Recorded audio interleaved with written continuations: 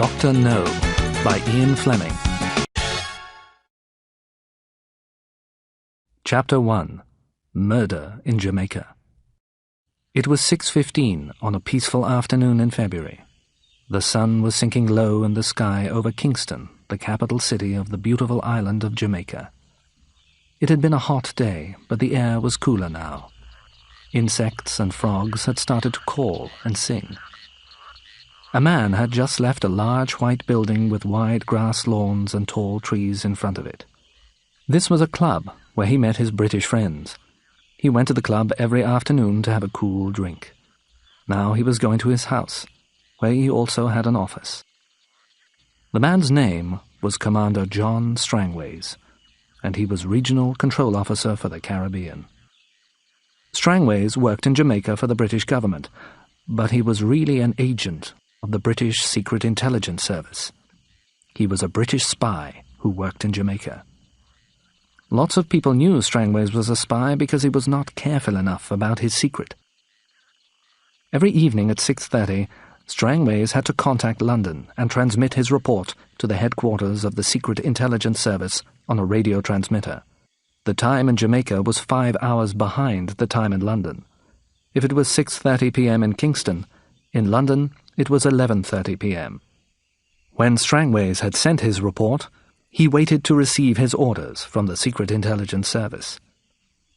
If Strangways couldn't make contact with the SIS in London at 6:30 p.m., he had to try again at 7 p.m. And if he couldn't send his message at this time, he would try again at 7:30 p.m. If London hadn't heard from him at that time, the SIS wouldn't try to contact him again. The headquarters would declare an emergency. They would immediately start an investigation. They would try to find out why Strangways had failed to make contact. Strangways never changed his routine.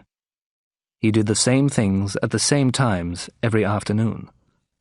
Every evening at 6:15 he left the club where he met his friends, and he started his journey back to his office. And every evening he took the same route in his car. He drove along the same streets. Every evening at 6:25, John Strangways met his assistant, Mary Trueblood, at the office. By 6:25, Miss Trueblood had always prepared the radio transmitter so that it was ready for Strangways to send his report to London immediately. On this February evening, 3 large men had been waiting for Strangways on the street near the club. As soon as Strangways came onto the empty, silent street, they started to walk towards him. The 3 men were all wearing dark glasses and carrying white sticks. The men were walking together in a line, one behind the other. The first man was holding a little metal cup. The second and third men were each touching the shoulder of the man in front of them. Strangways began to walk towards his car. He looked at the men and thought that they must be blind beggars. There were some beggars in Kingston, but perhaps Strangways should have been surprised to see 3 blind beggars together. And he should certainly have been surprised that all 3 men were Afro-Chinese. This was an unusual mixture of races in Jamaica. Meeting 3 blind Afro-Chinese men begging together should have seemed very strange to Strangways, but he was thinking about his evening transmission. Strangways carelessly put a coin in the tin cup as he passed the 3 beggars, and he walked on. So he didn't see the men turn around and pull guns from their pockets, and he didn't really feel the bullets which hit him a moment later. He was dead before his body hit the ground. A few seconds later, a big black car appeared in the street. It was a hearse, the kind of car that is used for funerals. It was driven by a 4th Afro-Chinese man. The 3 killers suddenly took off their dark glasses and quickly opened the doors at the back of the hearse. They threw their glasses and their white sticks into the car. Then they picked up the body of the British agent and pushed it into a wooden coffin which was in the back of the hearse. A few moments later, they had got into the car and it had driven away. At 6:25, Mary Trueblood heard the door of the office opening behind her. "The transmitter is ready for you, sir," she said, turning around to welcome her boss. But it wasn't Strangways who was standing in the doorway. It was a large Afro-Chinese man, and he was pointing a gun at her heart. Mary Trueblood opened her mouth, but the man shot her before she could scream. A few minutes later, she was with her boss. Both of their bodies were in the coffin in the back of the hearse, and the office of the regional controller was on fire. Another hour later, and the killers had put some heavy pieces of metal into the coffin with the bodies. Then they had dropped the coffin into the deep water of a lake which was many miles from Kingston.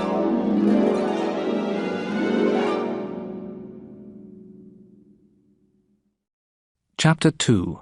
Bond's Mission. The secretary, Miss Moneypenny, looked up and said, "You can go in now, Commander. M's ready to see you." Commander James Bond, an agent of the British Secret Intelligence Service, walked into the office of the head of the Secret Service. Bond was a tall, strong, handsome man with black hair. He greeted his boss and sat down. M, no one at headquarters ever called him anything else, was sitting at his desk reading some papers. The old man glanced up at Bond.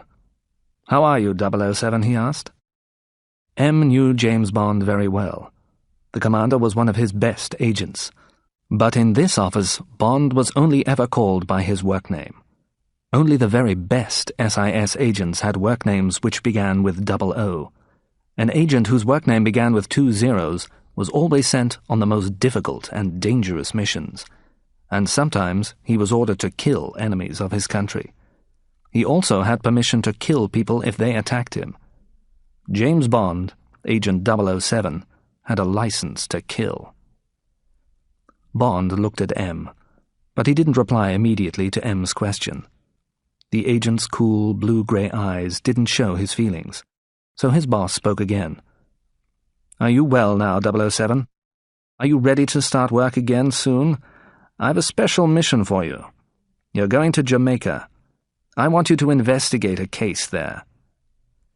Several months earlier, in Paris, Bond had been injured in a fight with a Russian agent. The woman had been an important member of SMERSH. SMERSH was the department of the Soviet intelligence service which trained people to kill enemy agents. The Russian had very nearly killed Bond with a knife which was hidden in her shoe. The knife had been covered with poison.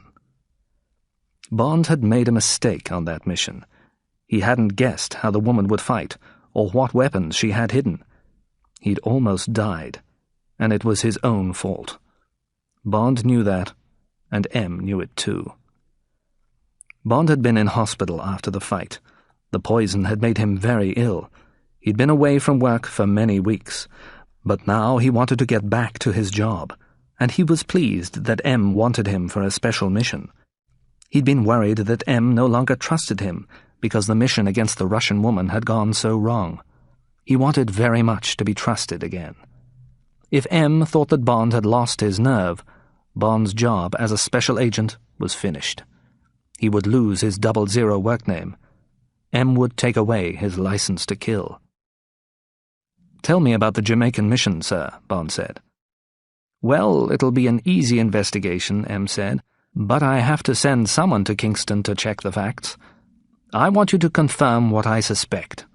You'll be able to find the answers and close the case in a day or two, I'm sure. Then you can spend some time on the beach. You still need to rest, 007, and you need to get back your confidence. This easy mission will help you. It'll build your confidence again." Bond was angry. M didn't want to say that Bond had lost his nerve, so he spoke about building his confidence. But Bond knew what his boss really meant. It was clear that M didn't trust him again. Not yet. But Bond wanted M to trust him again, so he hid his anger. "What has happened in Jamaica, sir?" he asked quietly. "John Strangways, our regional control officer for the Caribbean, has disappeared," M replied. "His assistant has also disappeared. One day, 3 weeks ago, Commander Strangways didn't make his evening transmission. The next day, we heard some strange news. Strangways' office had been set on fire, and everything in it had been destroyed. No bodies were found in the burnt building. Nobody has seen Strangways or his assistant, Miss Trueblood, since the fire. The acting governor of Jamaica thinks that Strangways was in love with the girl, and that he ran away with her, M continued. He thinks that the two of them stole some money which belonged to the British government. Then they set fire to the office to cover their tracks. I agree with the acting governor, 007, M went on. Strangways and the girl haven't left Jamaica using their own names, we know that. We've checked the seaports and the airport, but Strangways could have made false passports for them both quite easily. In fact, he controlled the preparation of British passports on the island. That was part of his job. But we need to confirm all this. That's why I'm sending you to Kingston. You'll be the service's acting regional controller on Jamaica while you find out what really happened to Strangways and Trueblood.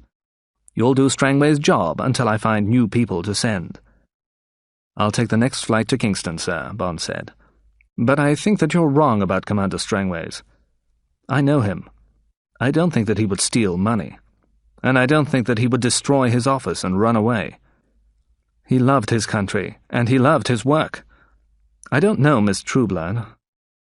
I agree that it's quite possible that Strangways had fallen in love with her.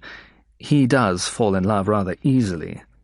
But if he wanted to leave Jamaica and live with Miss Trueblood, he would have resigned from his job. I'm sure about this. He wouldn't set fire to his office and run away. Love can make people behave very strangely, 007, M replied. But I want you to find out the truth. Is there anything else that you want to know? Well, I'd like to know about the last case that Strangways was working on before he disappeared, Bond said. There might be a connection. M picked up a brown file from his desk. There was a little problem about a place called Crab Key, he told Bond. It's a small island between Jamaica and Cuba. There are some rare birds there. 6 weeks ago there was a complaint that some of these birds had been killed. I thought that the complaint was nonsense, but I asked Strangways to investigate. All the details are in here. He gave Bond the file. Take it away and read it.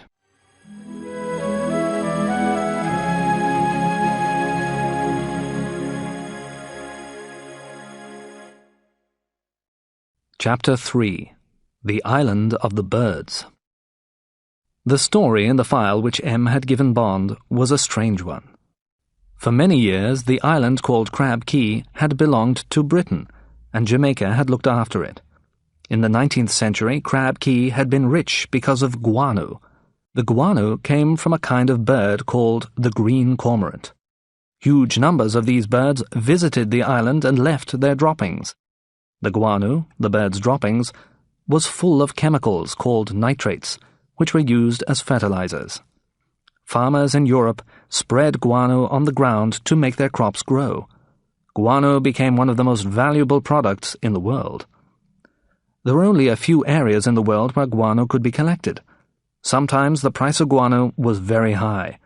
At those times, the workers on Crab Key were busy, but when the price of the guano was low, work stopped on the island.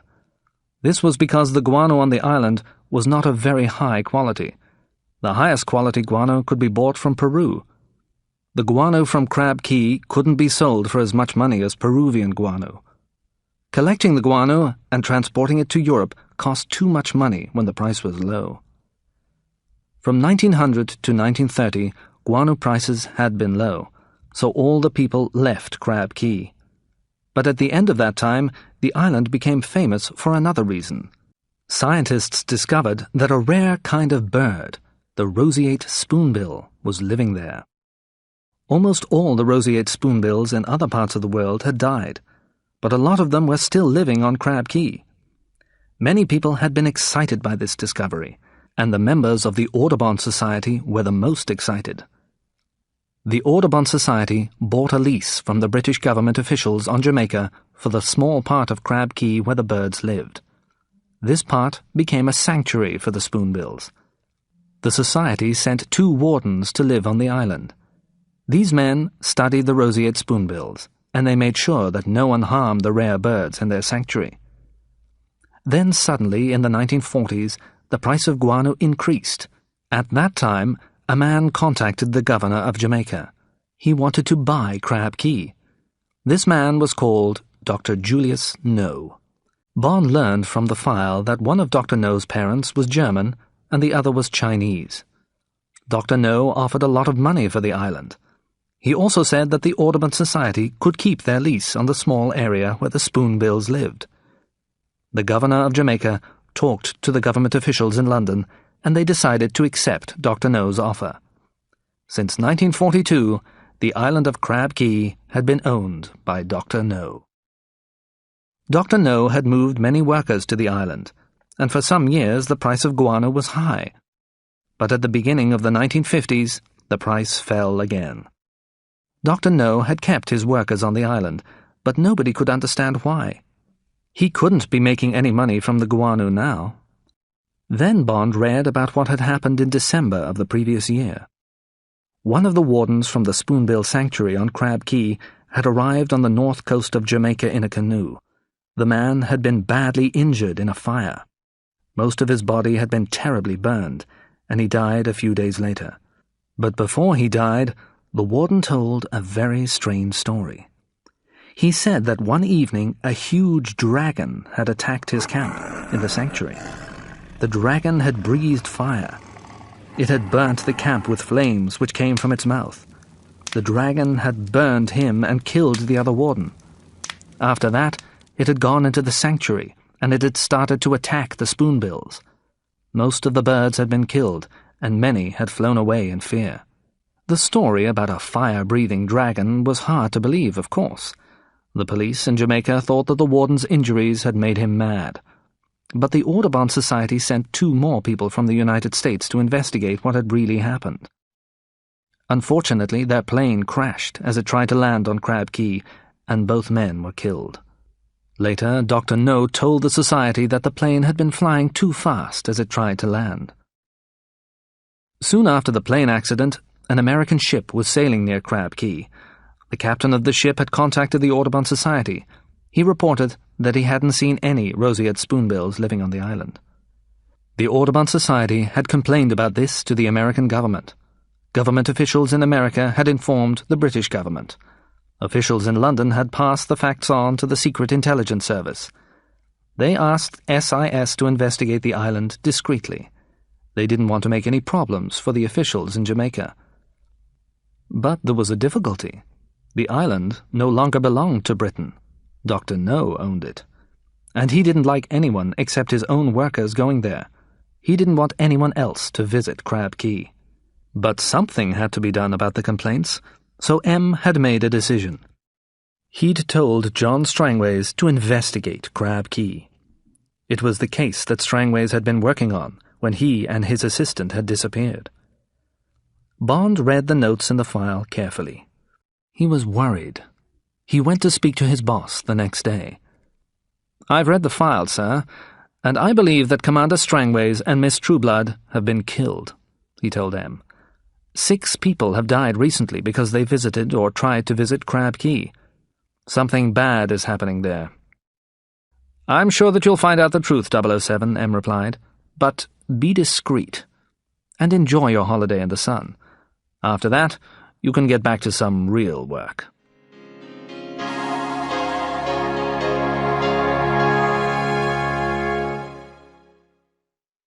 Chapter 4. The Girl at the Airport. James Bond looked out of the window of the plane. The sound of its 4 large engines had changed a little. It was beginning to descend. The plane had already flown over Cuba, and it was now preparing to land.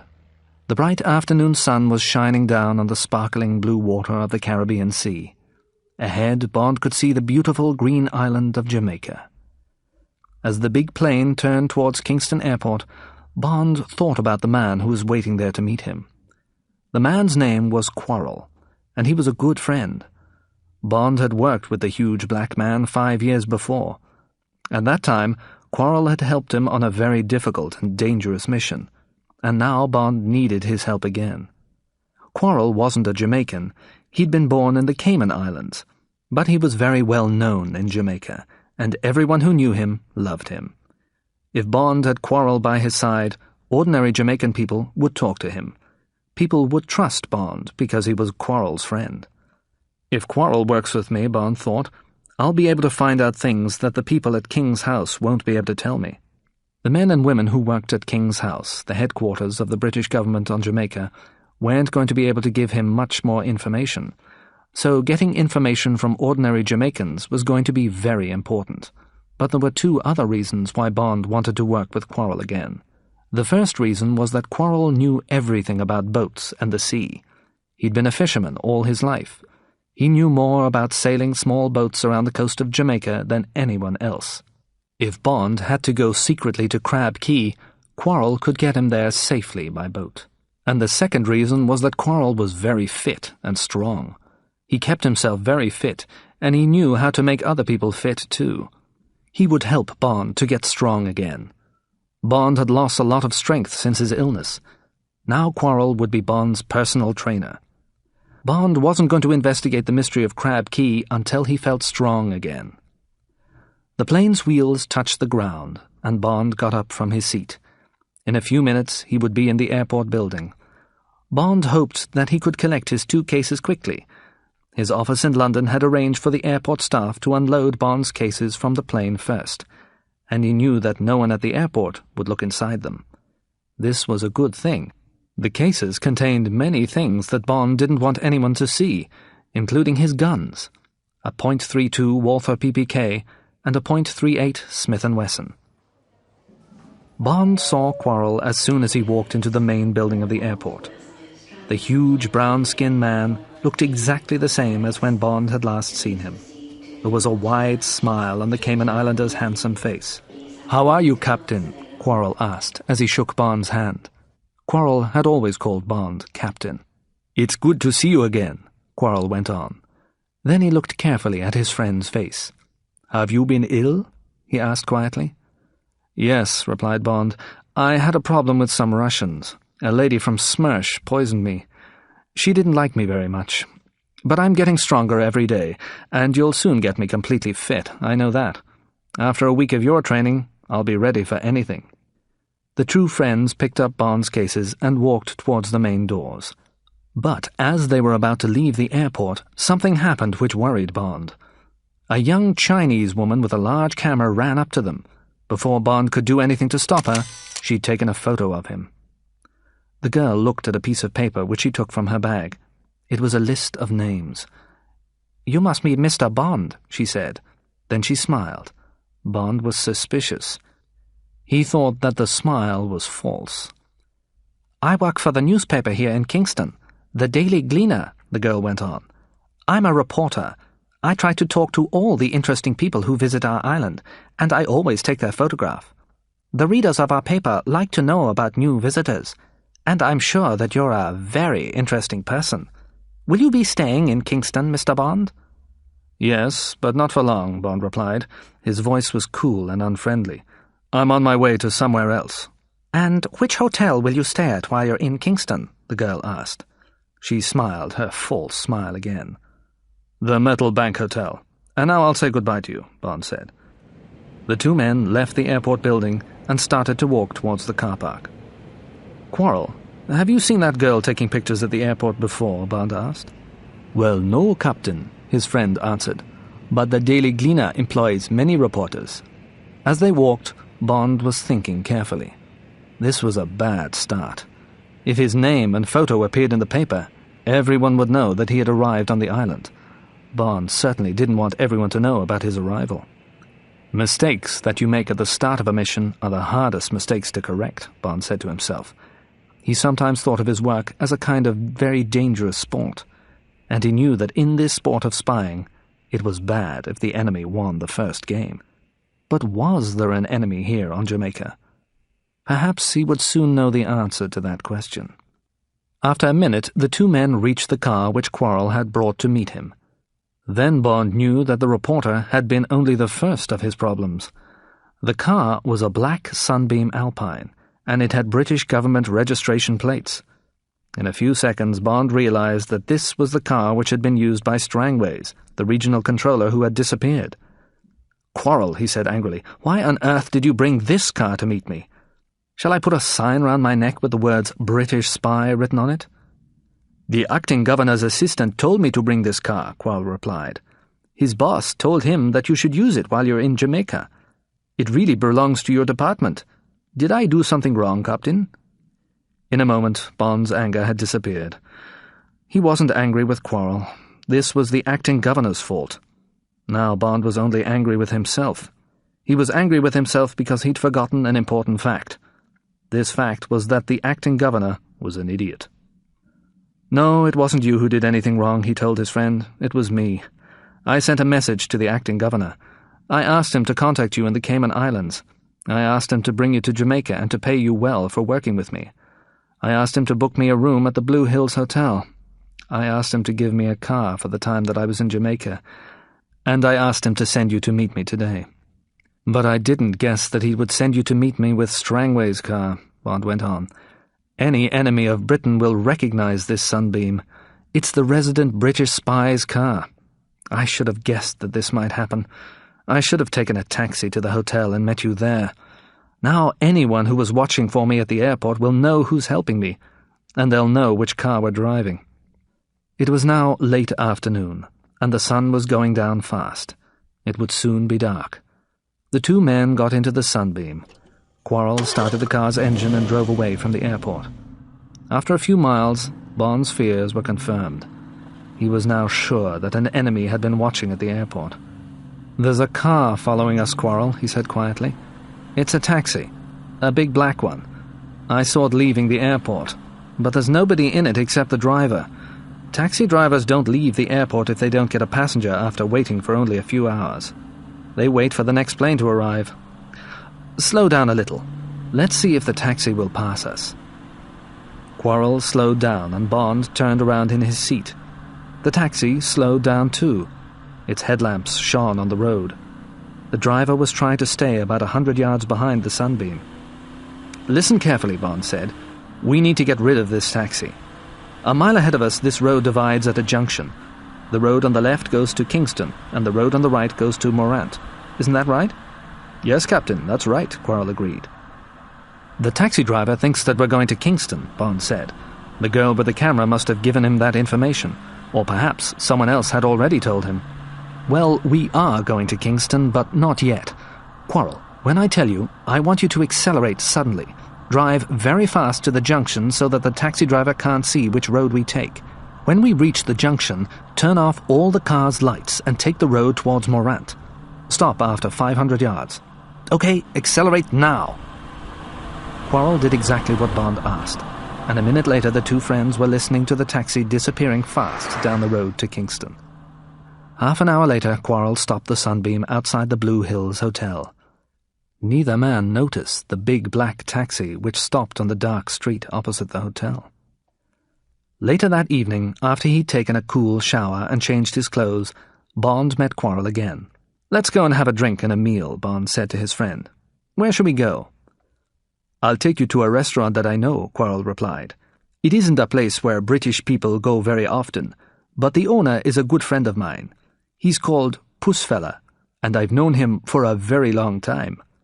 Pussfella comes from the Cayman Islands too. We used to go fishing together. Each of us owned half of the boat that we used. Then one day my friend had an accident. He was badly injured. After that, he didn't want to be a fisherman anymore. I bought his half of the boat, and he moved here to Jamaica. He's made much more money from his restaurant than I have from fishing." "What kind of accident did your friend have?" Bond asked. "A bad one, Captain," Quarrel replied seriously. "Pussfella was fishing near an island called Crab Key. It's about halfway between here and Cuba. A huge creature came out of the sea. It was a giant squid, or maybe it was a giant octopus. It pulled Pussfella from the boat. It tried to pull him under the water and drown him. He fought with the creature. He stabbed its tentacles with his knife until it let him go. That's why we call him Pussfella." Bond thought about this story and said nothing. "Pussfella's a fine man," Quarrel added, "and the food and the music at his restaurant are great."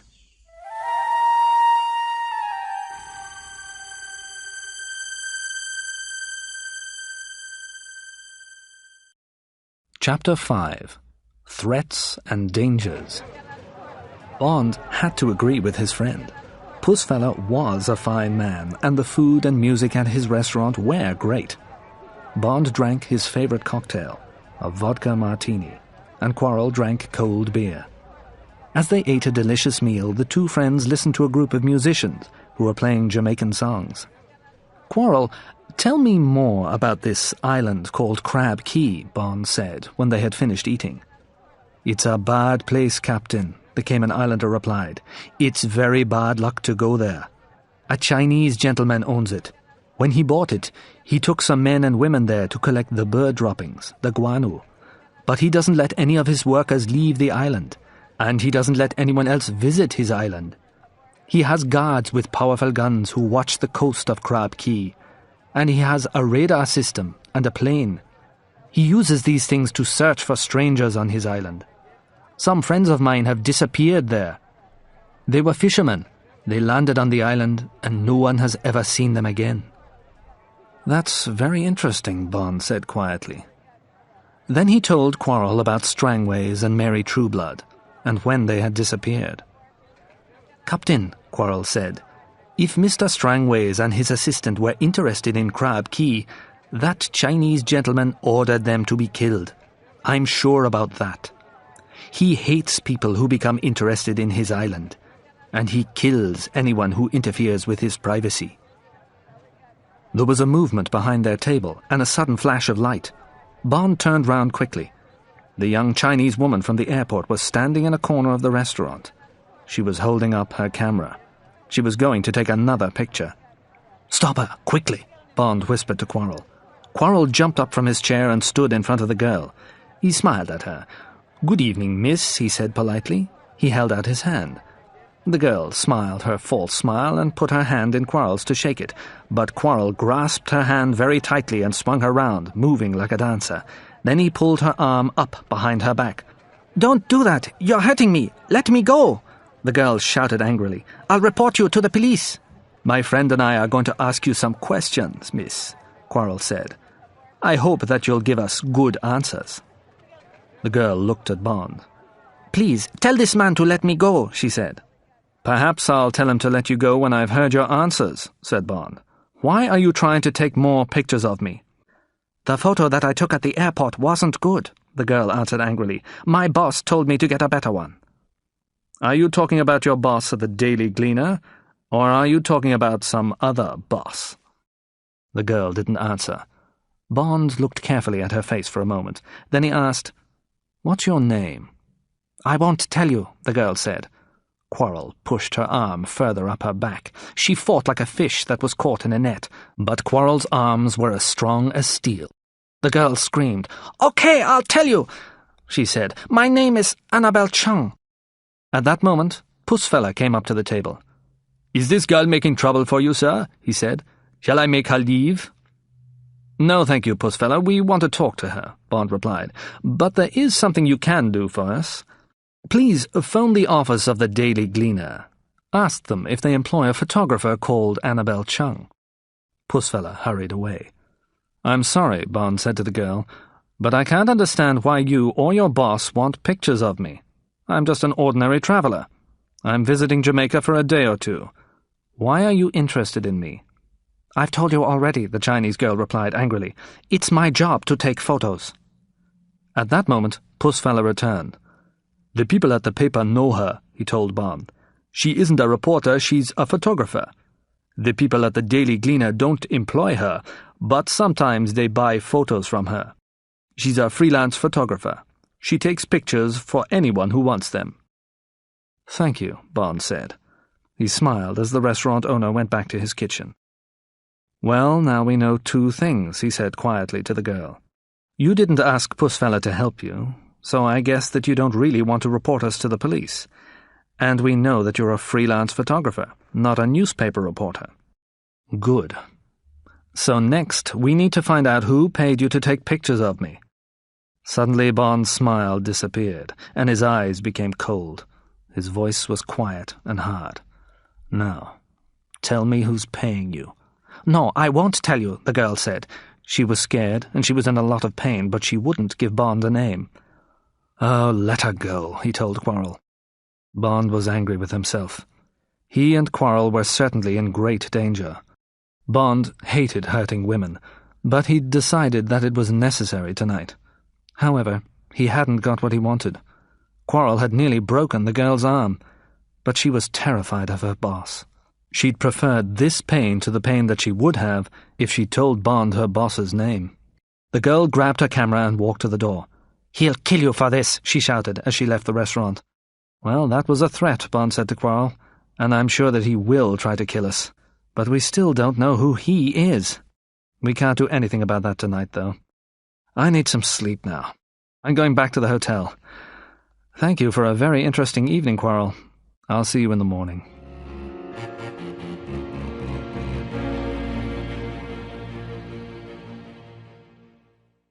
Chapter 6. At King's House. The next morning, Bond was still thinking about the Chinese girl's threat. He was now quite sure that John Strangways and Mary Trueblood had been murdered, and he believed that they'd been murdered because of their interest in Crab Key. It was possible that, whoever the murderers were, the orders for the killing had been given by the owner of Crab Key, and the owner of Crab Key was the mysterious Dr. Julius No. So it was possible that the he of Annabel Chung's threat was also Dr. No. He was certainly Bond's main suspect. Did Bond really need to find out more about Dr. No before he investigated Crab Key? He didn't think so. He knew what Quarrel and his friends thought already. But later he would talk to the British officials at King's House. He would check the information that they had in their files about the owner of Crab Key. Soon Bond would need to visit the Doctor's Island, but before he went there, he would spend some time with Quarrel. He had to get stronger and fitter. But the most important thing was for he and Quarrel to cover their tracks. Since he'd arrived in Jamaica, too many people had found out that Bond was working on the island. He needed to disappear, and so did Quarrel. Bond was thinking about all this as he sat finishing his breakfast in his hotel room. Someone knocked on the door. He opened it carefully, and Quarrel came into the room. "Hello, Quarrel. I'm going to spend my time at King's House today," Bond told his friend. "I won't need you with me, but I've got some jobs for you to do." "Okay, Captain. Tell me what you want me to do," the Cayman Islander replied. "Well, first, we must get rid of the Sunbeam Alpine," Bond said. "I'll give you some money. Go to a car hire company. Hire a car for 1 month. Pay all the money now. We need a small, fast car. Next, find 2 men who look like us. One who looks like you and one who looks like me. Tell them that you want them to take the Sunbeam to Montego tomorrow. They must take the road that goes through Spanish Town. Tell them to leave the car in Montego. Give each man £10 to do this. Will you be able to find 2 men?" "Yes, Captain. That won't be difficult," Quarrel replied. "There's something else," Bond went on. "The men must look like us, and they must also be dressed like us. So buy them some new clothes, the kinds of clothes that we wear. They must wear these clothes when they drive the Sunbeam to Montego. If they ask why, tell them that you work for a mad American, and that the clothes are his idea. Tell the men that they'll be well paid for driving the car, and tell them that they can keep the clothes. Perhaps they won't ask too many questions when they see the money." Quarrel laughed. "I understand you," he said. "You want to cover our tracks. So you're going to make some false tracks. You want someone to think that we are in Montego. But where will we be, Captain?" "We'll move to the north coast. We need some privacy," Bond replied. "So the other thing that I want you to do today is this. I want you to rent a house for us on the north coast. Do you remember the house that we rented the last time we worked together?" "Yes, it was near Morgan's Harbour. It was in a place called Bow Desert," Quarrel replied. "Find out if we can rent that house again," Bond said. "If this isn't possible, try to find another house in the same area. Rent whichever house you can get for a month. Pay all the money now. Tell the company that owns the house that Mr. James wants to rent it. I'll write to them if they need more information, but get the house keys today." "I won't see you again today, Quarrel," Bond went on, "but please come here at 6:15 tomorrow morning. Bring the new car, and bring the men who are going to drive the Sunbeam to Montego. Be careful today, my friend. Don't let anybody follow you. We'll be in great danger until we get out of Kingston." Bond gave his friend a thick bundle of banknotes. "Here's some money," he said. "That should be enough to pay for the house, the car, and the 2 men who will look exactly like us. Our doubles." At King's house, Bond was welcomed by the acting governor's assistant. Bond wanted to discuss the details of his mission with the assistant, but first he would have to talk to the acting governor for a few minutes and be polite to him. The acting governor's assistant took Bond into his boss's room, then he left the 2 men alone. Bond already knew a lot about the acting governor. The man had never been well liked anywhere. He was going to retire from government work soon, and this would be his last job. He would be working on Jamaica for only a few months more, and his only wish during this time was to avoid any trouble. Bond thought that the man was an idiot. The decision to give Strangway's Sunbeam to Bond had confirmed it, and after a few minutes' conversation with the man, Bond learned more about him. The acting governor disliked all members of the Secret Intelligence Service. He wasn't interested in what had happened to Strangways and Miss Trueblood, and he certainly didn't want James Bond, an acting regional controller from the SIS on the island. "Mr. Bond, that file is closed," the acting governor said coldly. "You must not start another investigation. Strangways and the girl have run away together. They've taken government money with them. I don't want to hear any more about it, and I don't want you making trouble on this island. That's my decision. Is there anything else that you need to do here, now that you've come?" For a moment, Bond looked at the big, red-faced man without speaking. "Yes, sir," he replied at last. "I'll report your ideas about Miss Trueblood and Commander Strangways to London. But while I'm here, I have to investigate something that has been happening on Crab Key. It's something about birds. The British government has asked me to do this." Suddenly, the acting governor became more friendly, and Bond knew why. Crab Key didn't belong to Britain any longer. It was owned by Dr. Julius No. If Bond caused any trouble there, it wouldn't be the acting governor's problem. He was only going to be on Jamaica for a few months more. "That's a good idea, Bond," he said. "Birds are very important. You must talk to the colonial secretary. He might have some information about Crab Key." The acting governor spoke a few words into a phone. A moment later, his assistant came back into the room. "Take Mr. Bond to see Mr. Pleydell Smith," said the acting governor. An hour later, Bond was finishing his lunch. He was in a restaurant with Mr. Pleydell Smith, the colonial secretary. Mr. Pleydell Smith was a friendly 30-year-old man with untidy hair and bright, intelligent eyes. When they'd met earlier, Pleydell Smith had surprised Bond. He had recognized Bond's name. He'd spoken kind words about the trouble which Bond's last visit had caused for some people at King's house.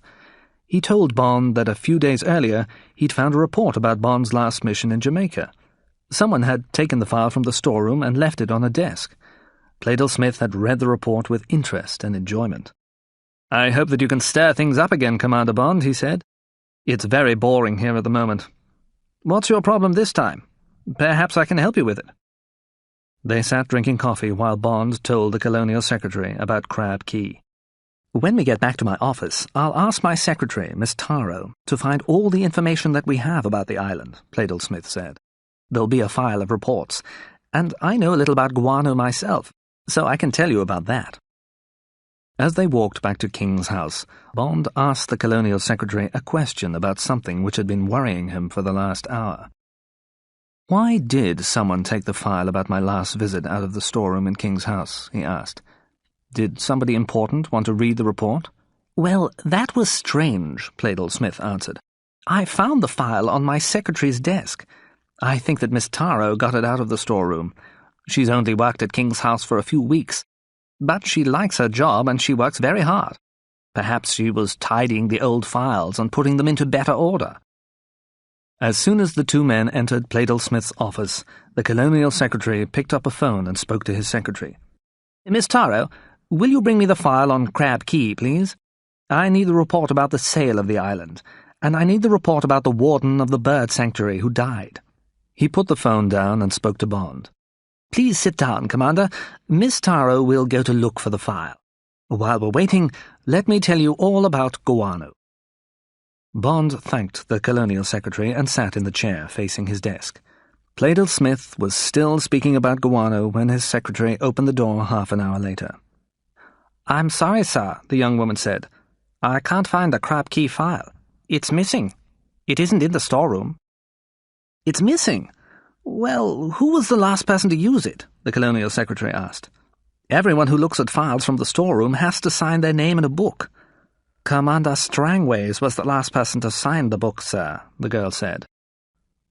"But he brought the file back. He brought it to this room. I remember that well," said Pleydell Smith. "What happened to it after that?" "I don't know. I'm sorry, sir," the girl replied. Bond turned in his chair to look at the secretary, and for a moment she looked carefully back at him.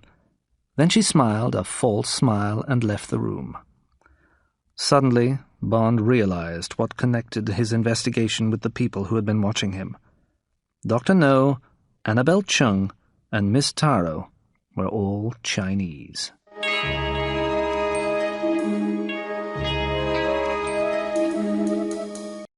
Chapter 7.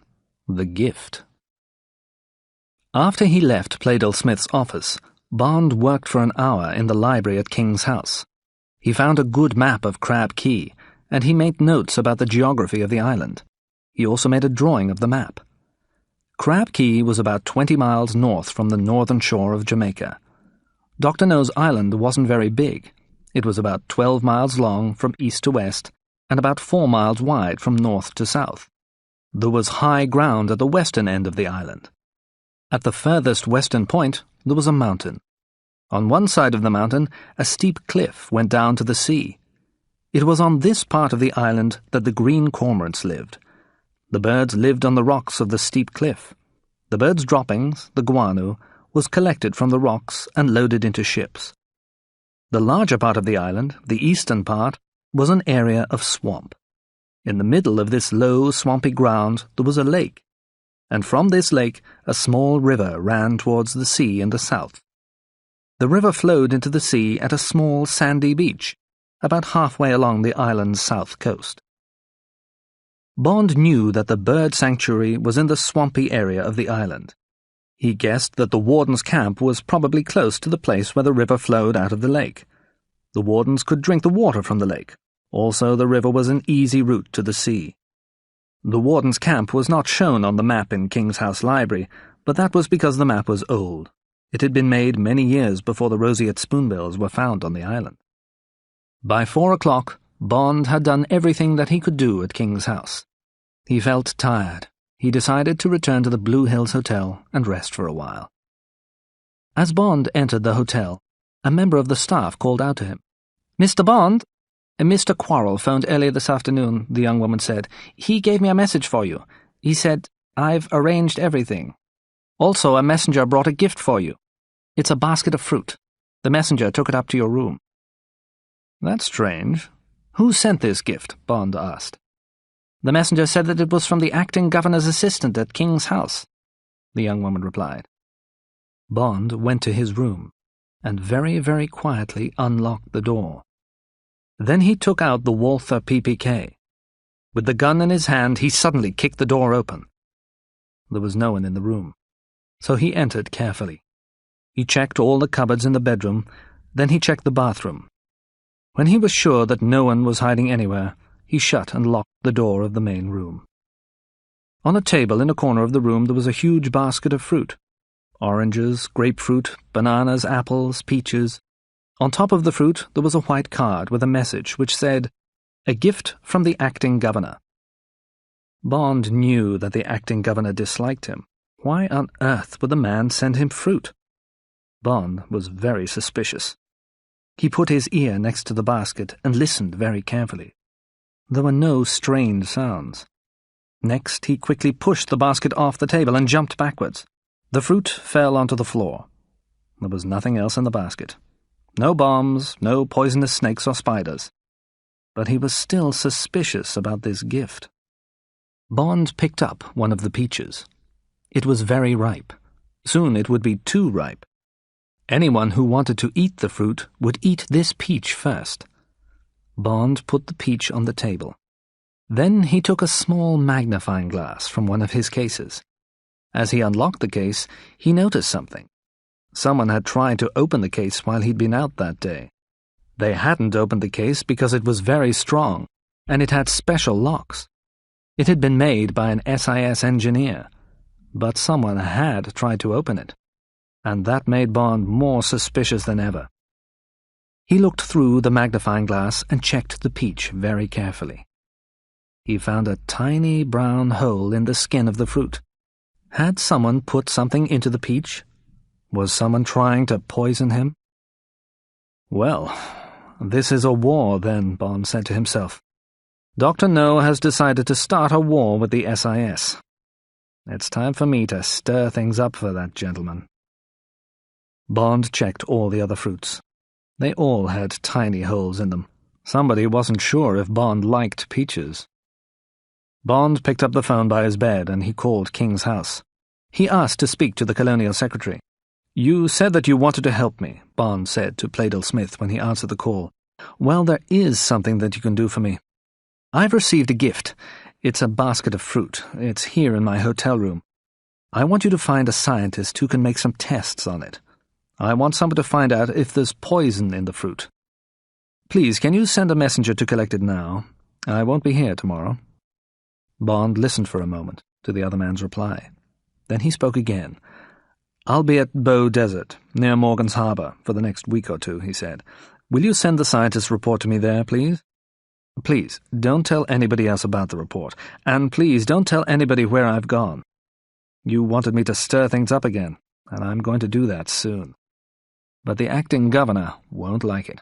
So don't tell him what I'm doing, and please, don't tell your secretary, Miss Taro, about this. This is most important. I'll explain the reason when I see you again. Goodbye." When he finished his call, Bond started thinking. Should he contact London? Perhaps he should tell his boss that everything had changed and that he needed some help from London. There were some dangerous people doing some bad things on Jamaica. Bond could ask M to declare an emergency and to send more agents. He could tell M that Dr. No had tried to kill him with poisoned fruit. But was that a good idea? He didn't know yet if the fruit was poisoned, and he wasn't sure that Dr. No had sent it. M might think, "What's this nonsense about poisoned peaches? 007 has completely lost his nerve, and now he's become crazy. He must come home." After a few minutes, Bond decided not to contact London, but he was taking a risk. If something did go wrong now and he hadn't sent a warning to M, Bond would be in trouble. He might lose his job, or he might die. Well, he told himself, I must make sure that nothing goes wrong. After the messenger from King's house had taken away the fruit, Bond had a meal and a few drinks. Then he locked all the windows of his room. Finally, he packed his bags and he went to bed early. He had to be ready to leave the hotel soon after 6 o'clock the next morning. The night was hot, so he covered himself with only a sheet. In the middle of the night, James Bond woke up suddenly. What had woken him? He listened carefully. There was no sound.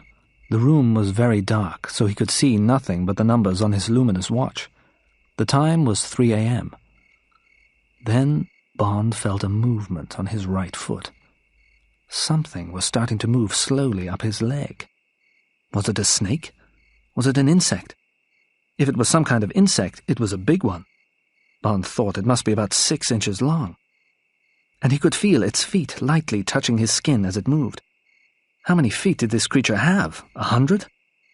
Suddenly Bond knew what was crawling over his body. It was a centipede. As he realized this, the hair on his head stood up straight and he went cold with fear. He knew that some centipedes in the Caribbean were very, very dangerous. If this creature bit him and its poison went into his body, Bond would probably die. Now the centipede had reached his knee. Bond knew that there was only one thing that he could do. He had to remain completely still. If he moved, the creature would bite him. But it was difficult to remain still while the centipede moved up his body. The next 5 minutes passed very slowly for Bond. They seemed more like 5 hours. The centipede walked across Bond's stomach and onto his chest. Bond started to sweat. Drops of water started to come out of his skin. The creature stopped for a while over Bond's heart. If it bites me there, he told himself, I'll certainly die. But the centipede moved on slowly, and it reached Bond's shoulder. Bond tried to hold his body absolutely still, but the muscles of his stomach, arms, and legs started to tremble. He must not move. He felt the centipede crawl up his neck, onto his chin, and over the corner of his mouth. Then it moved along his nose. He closed his eyes. A moment later, the creature was moving over his left eye. Bond felt ill with disgust and fear. The centipede stopped for a while on his head. What if the creature got caught in his hair? Bond realized that it was drinking his sweat. Then it slowly crawled off his head onto his pillow. A moment later, Bond jumped up from the bed, switched on the light, and grabbed one of his shoes. He watched while the huge brown centipede crawled down the side of the bed and onto the floor. Then he crashed the shoe down onto the insect as hard as he could. The centipede's body burst open, and yellow liquid came out of it. Bond ran to the bathroom and vomited.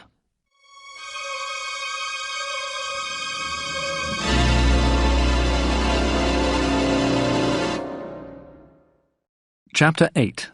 The Journey to Crab Key. At 6:30 the next morning, Bond and Quarrel were driving out of Kingston in an Austin 830. They were driving towards the north coast. They'd already seen the two men who were dressed like Bond and Quarrel drive off towards Montego in the Sunbeam Alpine. The two men that Quarrel had hired were not honest people, but they wanted the money and they were happy to do the job. Bond was pleased with his friend's choice.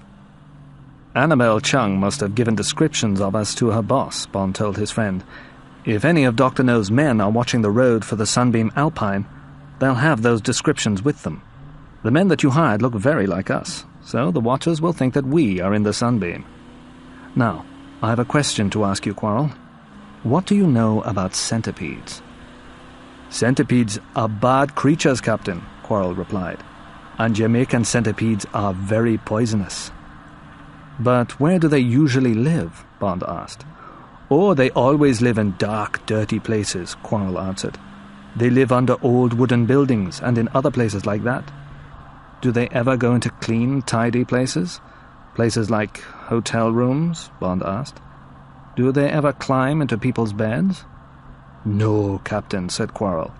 He looked at Bond carefully. Bond didn't say any more about centipedes. He didn't want to worry his friend. He asked Quarrel about the best way to get to Morgan's Harbour. But later, Bond thought again about what Quarrel had said. If I found a centipede in my hotel room, then someone put it there, he told himself. Someone's certainly trying to kill me. He decided not to tell his friend about the fruit. The house at Bow Desert was exactly what Bond wanted. It was a small, white wooden house beside the sea. On 3 sides of the house there were fields. There were no other houses close to it. Bond and Quarrel would have privacy there. After they arrived, they ate supper. Then Quarrel asked Bond what his plans were. Well, first I need to get completely fit, Bond replied. For the first week, that's all that I'm going to think about. You'll be my personal trainer. We'll work on my fitness every day. Please think of a training routine for me. Then when I'm really strong again, we need to visit Crab Key. But I don't want Dr. No to find out about our visit. We'll go in a small boat, perhaps a canoe.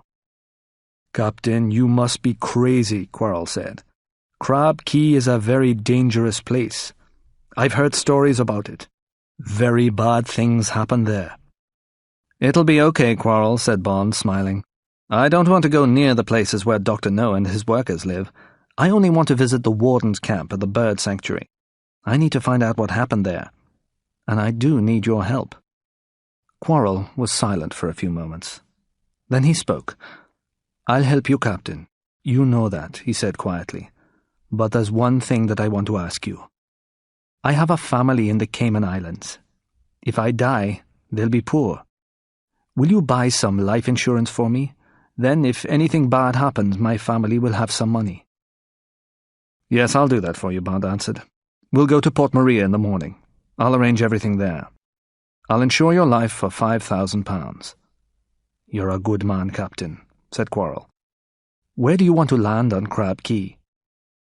There's a sandy beach halfway along the south side of the island, Bond replied. A small river flows into the sea there. I want to land at that beach. Then move up the river. I think that the warden's camp was beside that river near a lake. No one must see us arrive. That's most important." "We'll go at night," said Quarrel. "We'll go in a canoe with a sail. We'll make the journey in about 1 week's time. The winds will be blowing in the best direction then. Also, there won't be much moonlight in 7 days' time. We'll be able to land without anyone seeing us. We'll need to take enough food for 3 days." "Okay," Bond replied. "Bring your knife. I'll bring a gun." The next morning the two men went into Port Maria, and Bond bought Quarrel some life insurance. And the morning after that, the fitness training began. Each day Bond and Quarrel got up at 7 a.m., and they swam a quarter of a mile in the sea. Then they had breakfast, rested in the sun for 1 hour, and ran a mile along the beach. Then they swam another quarter of a mile. At midday they ate lunch. After that they slept for an hour, rested in the sun for another hour, then swam a mile. After all this exercise they took hot baths, and then Quarrel massaged Bond's body. He rubbed oil into the parts of Bond's body which had lost their strength during his illness. Then the two men ate dinner. By 9 p.m. they were asleep. This training routine was hard work for Bond, but after a week he was feeling much stronger and fitter. During this week, 2 things happened which made Bond more suspicious about Dr. No. First, he read a report in the Daily Gleaner newspaper about a road accident. 2 men had been killed near Spanish Town on the road between Kingston and Montego. A truck had been traveling too fast. It had crashed into the Sunbeam Alpine that the men were in. The police wanted to talk to Mr. James Bond, who had borrowed the car from the acting governor. The other thing that happened was that a note arrived from Playdell Smith. A scientist had checked the fruit which had been sent to Bond at the Blue Hills Hotel. Each fruit had contained a lot of powerful poison. Bond burned the newspaper, and he didn't tell Quarrel about the note. Quarrel was already worried about the mission to Crab Key.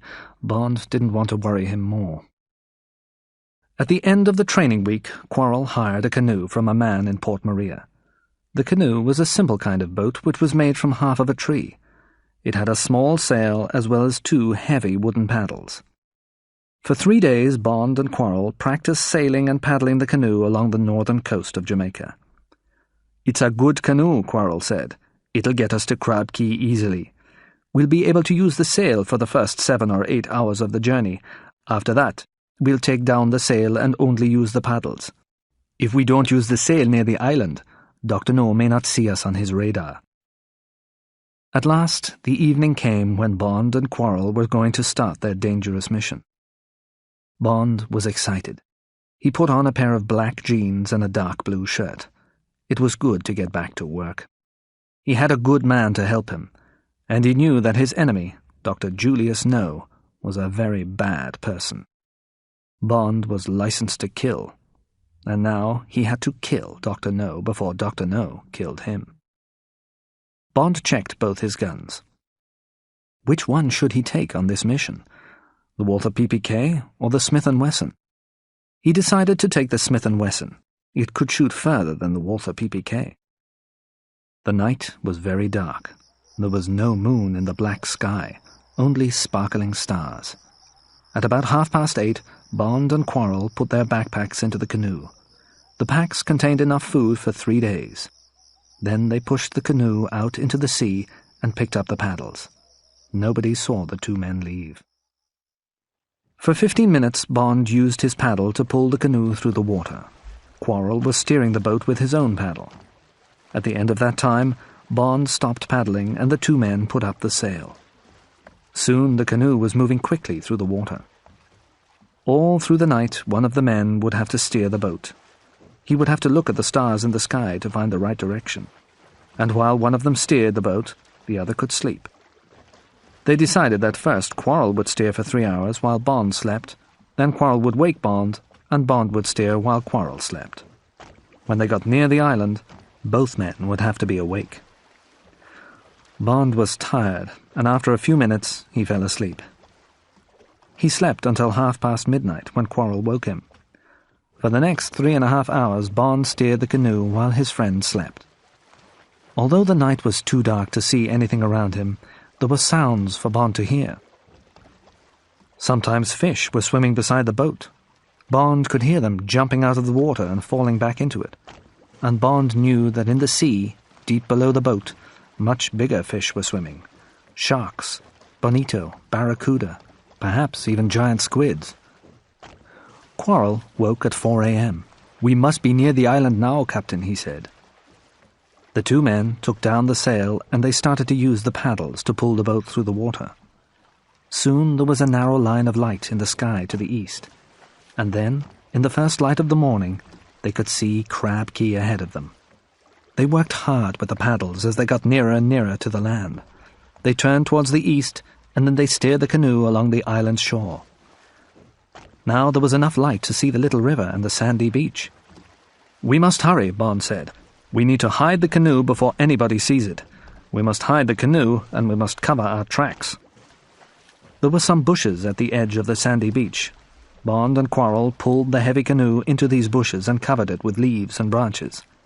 Then Quarrel cut some big leaves from a palm tree. He used these to sweep the sand. As he walked backwards towards the bushes, he brushed sand over their footprints. He covered their tracks. It was 5 o'clock now, and both men were tired. They hid in the bushes and lay down on the sand. In a few moments, they were asleep.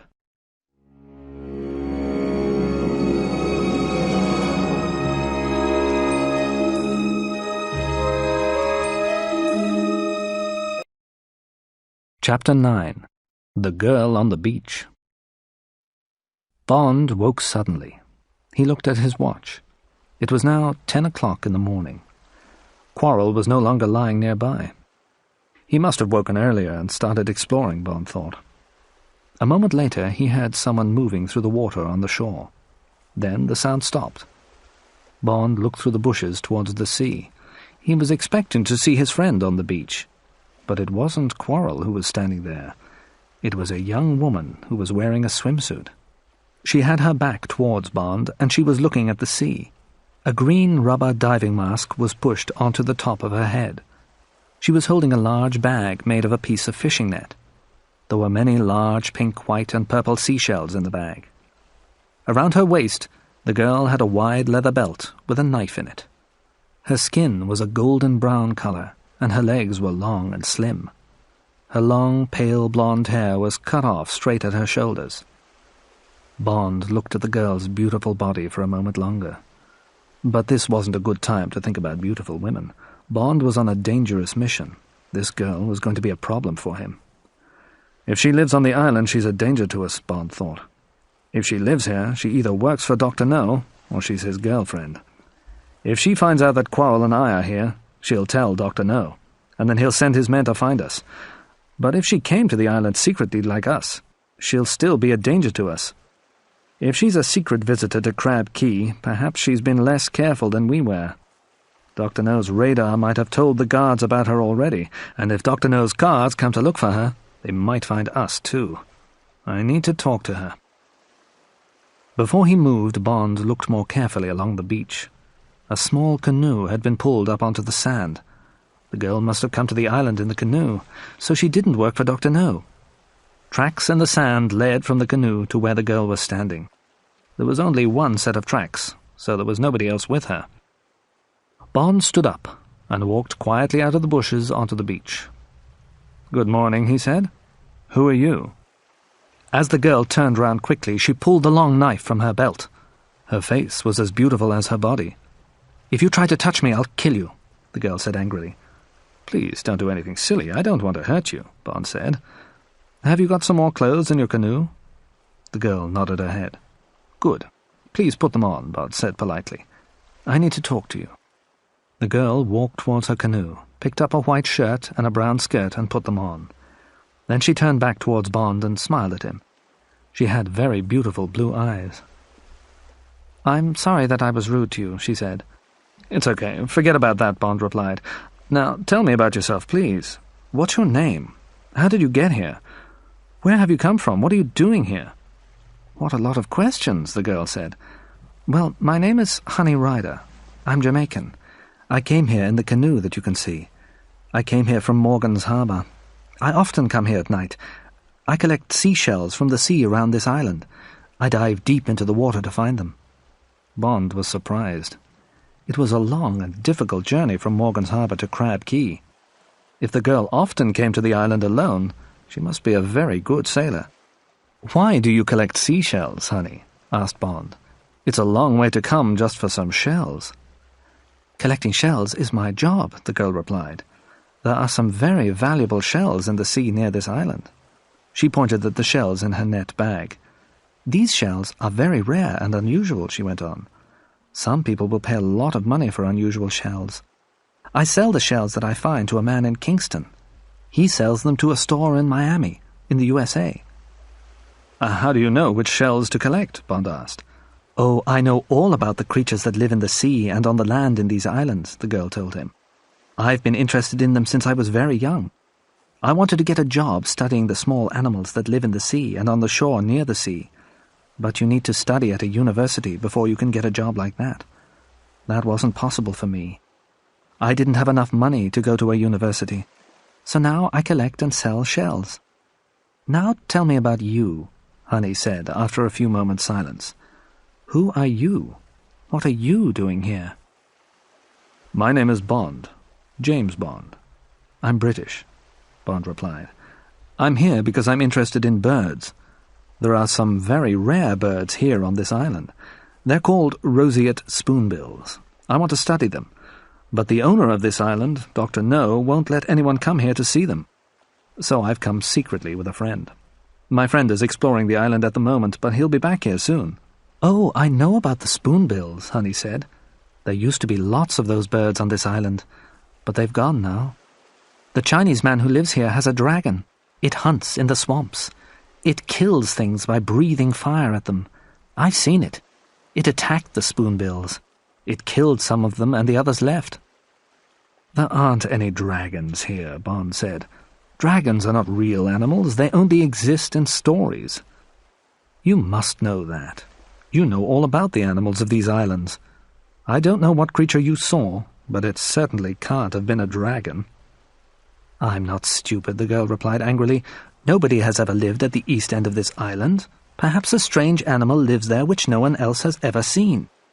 "There were two men who lived in this part of the island for a while," Honey continued. "They had a camp near the place where the birds lived. I think that the dragon attacked them too. I haven't seen them for a long time." Bond thought about the words that the bird warden had spoken before he died. The man had talked about a fire-breathing dragon. The dragon, whatever it really was, sounded dangerous. But Honey didn't seem very worried about it. Perhaps she should be more worried. "Listen to me, Honey," said Bond. "Dr. No will be very angry if he finds out about your visits. It's very dangerous here. You should stop coming here." "Oh, don't worry about me, Mr. Bond," said the girl. "Please, call me James," said Bond quietly. "Well, James, please don't worry about me," the girl said. "I often come to this island. I need to earn money, and this is the only place where I can find the most valuable shells. Sometimes I've seen Dr. No's men searching the island, but they've never found me. I've always hidden from them quite easily. There was never any danger for me." "Perhaps there wasn't any danger until now," Bond replied. "There wasn't any danger because Dr. No's men weren't watching for secret visitors. But the doctor found out about my arrival in Jamaica. He knows that I'm interested in Crab Key, so now he's expecting a visit from me. His men will be watching this coast very carefully. He's already tried to kill me twice." "He tried to kill you just because you're interested in those birds?" said Honey. "Yes," Bond replied, "and he'll certainly try to kill me again if he finds me here. But he'll kill you too if he finds you here. Did you use your sail for the whole of your journey from Jamaica? Were you using your sail when your canoe approached the shore here?" "Oh, yes. I used the sail until I landed," the girl said. "I always do that." "Then Dr. No's radar must have shown him your arrival this morning," Bond said. "I'm sure of that. We must get away from this beach soon." At that moment, Quarrel came out from the bushes. "Hello, Quarrel," Bond called to him. "Where have you been?" "I've been exploring, Captain," the Cayman Islander replied. "I went as far as the headland at the west end of the beach." "And who is this young lady?" he asked. "This is Honey Ryder," Bond said. "She collects shells from the sea around the island. Honey, this is my friend Quarrel." Then Bond looked carefully at his friend. "There's something worrying you, Quarrel. What's wrong?" "When I was at the headland, I saw a boat coming along from the west," Quarrel replied. "It's coming along the coast quite fast, and it's coming towards this beach. Dr. No's guards must know that we're here, Captain." "Okay, we must hide quickly," Bond said. "Honey, you must stay with us for now. And we must hide your boat. We'll all hide until Dr. No's men have gone. Perhaps they'll decide that nobody's here. Perhaps they'll think that their radar isn't working properly." Bond and Quarrel pulled the girl's canoe into the bushes. They covered it with some branches. It wasn't as well hidden as their own boat, but there was no time to do more. Quarrel used palm leaves to sweep sand over Honey's footprints. Then they all walked into the thick bushes. Bond and the girl went first. Quarrel came last, walking backwards, sweeping away their tracks as they walked. As they all hid among the bushes, they heard the sound of a boat's engine.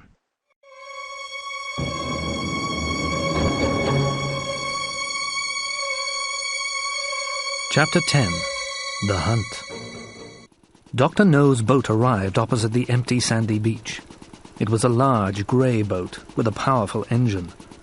Bond, Quarrel and Honey watched it from their hiding place in the thick bushes. As they watched, they heard the boat's engine stop. The boat stayed about 50 yards from the shore. For a few minutes, everything was completely quiet. There were 3 men in the boat. They were all Afro-Chinese. One man was standing at the boat's controls. One man was standing behind a powerful machine gun, which was fixed onto the deck of the boat. The third man was standing at the back of the boat. A loud hailer was hanging from a strap around this man's neck. He was looking along the beach through a pair of binoculars. Suddenly, the man with the machine gun looked straight towards the place where Honey's canoe was hidden.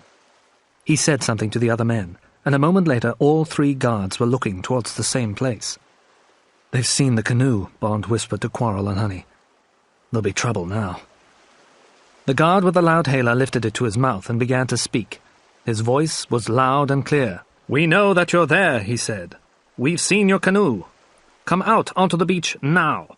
If you've got weapons, throw them down on the sand. Then stand with your hands above your heads. Surrender now, and we won't hurt you." Bond, Quarrel and the girl didn't move. They kept very still, and they tried to make no sounds. After a minute, the man with the loud hailer repeated his message. When there was still no answer, the man became angry. "You've had a chance to surrender peacefully," he shouted.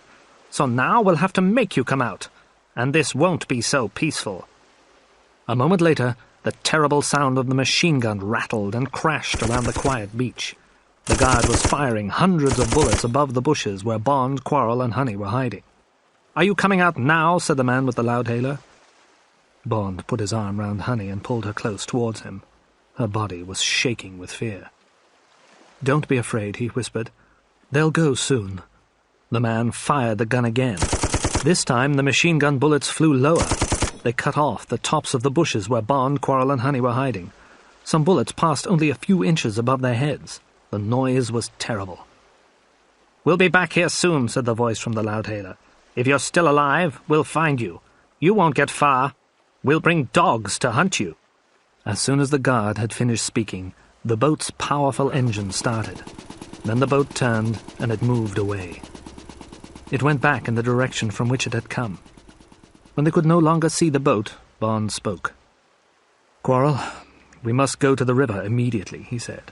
"Then we must move along it towards the lake as fast as we can. There'll be lots of places in the swamp where we can hide if those men start looking for us. We're fugitives now, but they'll never find us in there. We'll leave our canoe hidden here," he went on. "Then we can use it to escape from the island when we return to the beach. I hope that we'll be back here tomorrow night." Then he turned to the girl. "Honey, those men shot at your canoe. It has lots of holes in it. It's useless now," he said. "You'll have to come with us." "Why can't we leave the island tonight?" the girl asked. "I still have to find out what happened to the roseate spoonbills," Bond replied. An hour later, Bond, Quarrel and the girl were walking in the river. The brown, muddy water smelled bad, and it was deep. It came up as high as their waists. They had to walk in the water because there were mangrove trees growing on the banks of the river. The trees grew so close together that there was no ground to walk on. For about a mile, the river was narrow, and the branches of trees on the two banks met above the fugitives' heads. The trees made a kind of tunnel which protected the three people from the sun. The midday sun was very hot, so this was a good thing, but they could walk only slowly on the soft, muddy bottom of the river. Soon the two men and the girl were tired and very dirty. "We must keep going forwards," Bond said to the others. "Those men will come back soon. They'll be hunting for us. We need to get as far from the coast as possible." At last the tunnel of trees ended, and the river became much wider. Bamboo plants grew here. To the west, Bond, Quarrel, and Honey could now see the mountain at the end of the island. The mountain was covered with white guano, and it was shining in the sun. There was a narrow track of metal built on the side of the mountain. Small carts on wheels ran on this track. The carts took the guano from the top of the mountain to Dr. No's factory. Around the bottom of the mountain there were some large grey huts. These were where the guano workers lived and worked. As the three fugitives watched, a big truck came out of one of the huts. It started to move quickly towards the mangroves and the river. "They're coming to look for us, Captain," Quarrel said. "That road doesn't come straight to the lake," said Honey. "It leads past the camp where those men who watched the spoonbills lived. I know because I've been there once." "I think that when Dr. No's men get to the lake, they'll leave their truck and come down the river towards us," Bond said. "They'll come in small boats. But there'll be guards at the beach now, so we can't go back to our canoe. We're in trouble, and there's not much that we can do." "There is something that you can do," Honey said. "You can cut some pieces of bamboo. A bamboo plant has a strong round stem like a tube. It has a hole down the center of it. Then you can lie on the bottom of the river with your head under the water. If you put one end of the bamboo tube in your mouth and keep the other end just above the surface of the water, you can breathe air through the tube. It's easy. I've done it myself. If you hide where the mangroves grow down into the river, no one can see the tops of the bamboo tubes." "That's a good idea, Honey," Bond said. "Quarrel, please will you cut some pieces of bamboo? While you do that, we'll find a good hiding place in the mangroves." Soon Quarrel had the bamboo tubes, and Bond and the girl had found a good place to hide. After 10 minutes, they heard the sounds of dogs barking and men shouting. The hunters were getting close. Bond, Quarrel, and Honey put the bamboo tubes in their mouths. Then they closed their fingers tightly over their noses and disappeared beneath the surface of the muddy river. Half an hour later, Bond, Quarrel, and the girl were moving up the river again. Dr. No's hunters had come and gone. There had been men in rubber boats. There had been men walking in the river with huge dogs. The hunters had carried powerful guns, and they had searched the area where Quarrel, Bond, and Honey had been hiding. But because the fugitives were under the water, the dogs had been unable to smell them. And none of the guards had seen the 3 small bamboo tubes amongst the mangroves at the edge of the river. Soon the sounds of the hunters and their dogs had disappeared. The hunters had gone, but Bond had waited for 5 minutes before he stood up. And when Bond had stood up, he'd realized that he hadn't been careful enough. The hunters had left one guard behind. The man saw Bond and lifted his rifle. He was going to shout for his friends. With great speed, Bond had pulled his Smith & Wesson from his pack and shot the man. Quarrel had pulled the guard's rifle from his hands. Then they had pushed the big Afro-Chinese man's body under the water, and it had disappeared. A few minutes later, Bond, Quarrel, and Honey moved on slowly and carefully.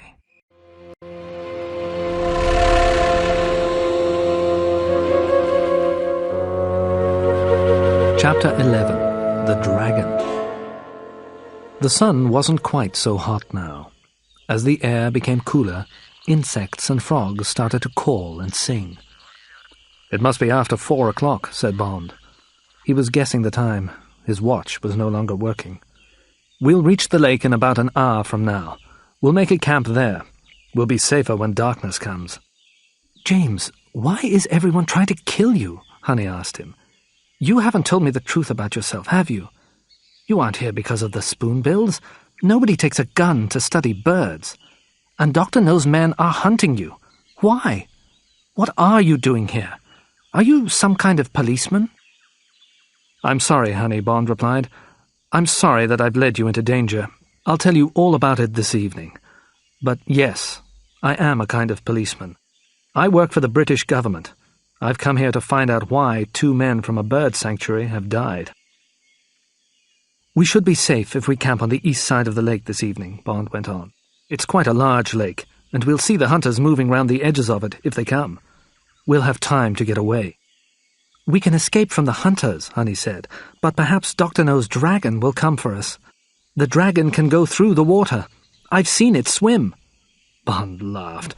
"Oh, the dragon? Well, perhaps the dragon will have an injured tail," he said. "Perhaps it'll have to stay at home tonight." "You won't laugh when you see it, James," Honey said. A few hours later, Bond, Quarrel, and Honey made a camp amongst some trees near the lake. Bond cleaned and dried the Smith & Wesson with his shirt. Quarrel dried the rifle. The girl tried to dry the food which had been in the men's backpacks. The food had got very wet when the fugitives were hiding in the river, but they couldn't make a fire because it would be seen by Dr. No's hunters. While the food was drying, Bond explored the edge of the lake near the camp. He saw some tracks in the mud which surprised him. They looked like the marks made by very large wheels. But Bond didn't understand what could have made the tracks. They were bigger than any wheel tracks he'd ever seen. After he'd returned to the camp, Bond, Quarrel, and Honey ate the cold food. Then Bond and the girl got ready to sleep. Quarrel was going to watch the lake. Bond and Honey sat together in the dark. Bond could feel the warmth of the girl's beautiful body beside him. "Tell me about your family, Honey," Bond said. "My family was poor," the girl replied. "We didn't have much money. My mother and father worked for a British man. He wasn't a kind man. Both my parents died when I was 5 years old. Then an old Jamaican woman looked after me." For a moment, the girl's voice became angry. "When I was 15, the British man wanted me to be his girlfriend. I didn't want that, but he wouldn't listen to me. He attacked me one night and he hurt me." Then suddenly her voice became quieter and softer. "That man is dead now," she said to Bond. "He can't hurt me again." "He's dead," Bond replied. "How did that happen?" "I killed him," the girl said. "I know all about the animals that live in these islands. I know where they hide and what they can do.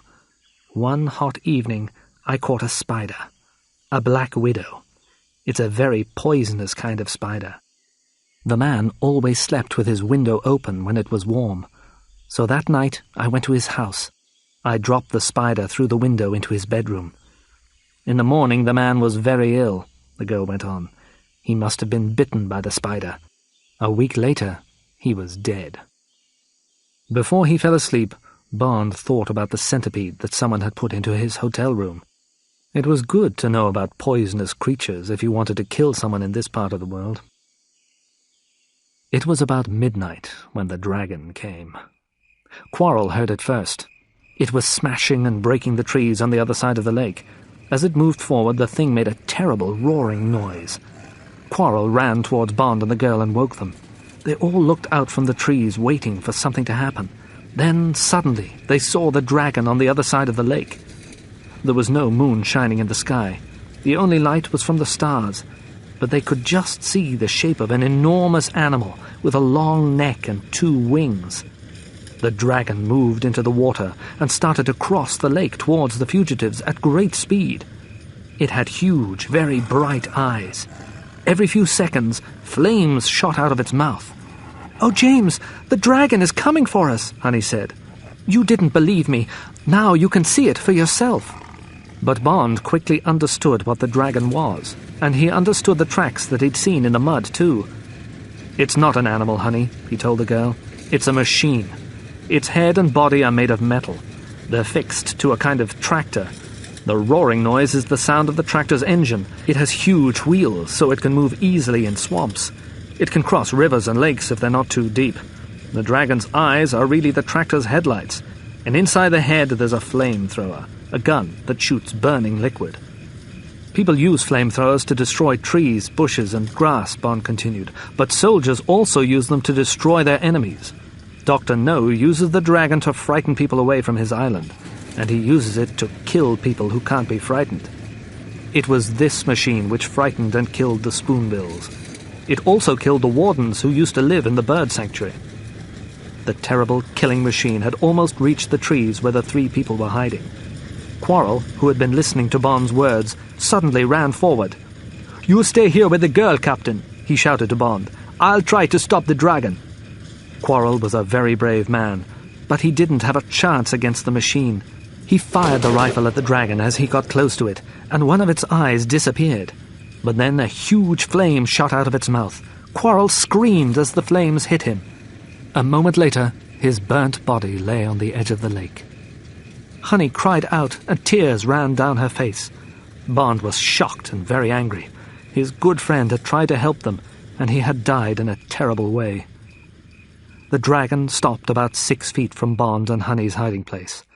The sky was lighter now, and Bond could now see that the vehicle was colored with red, black, and gold paint.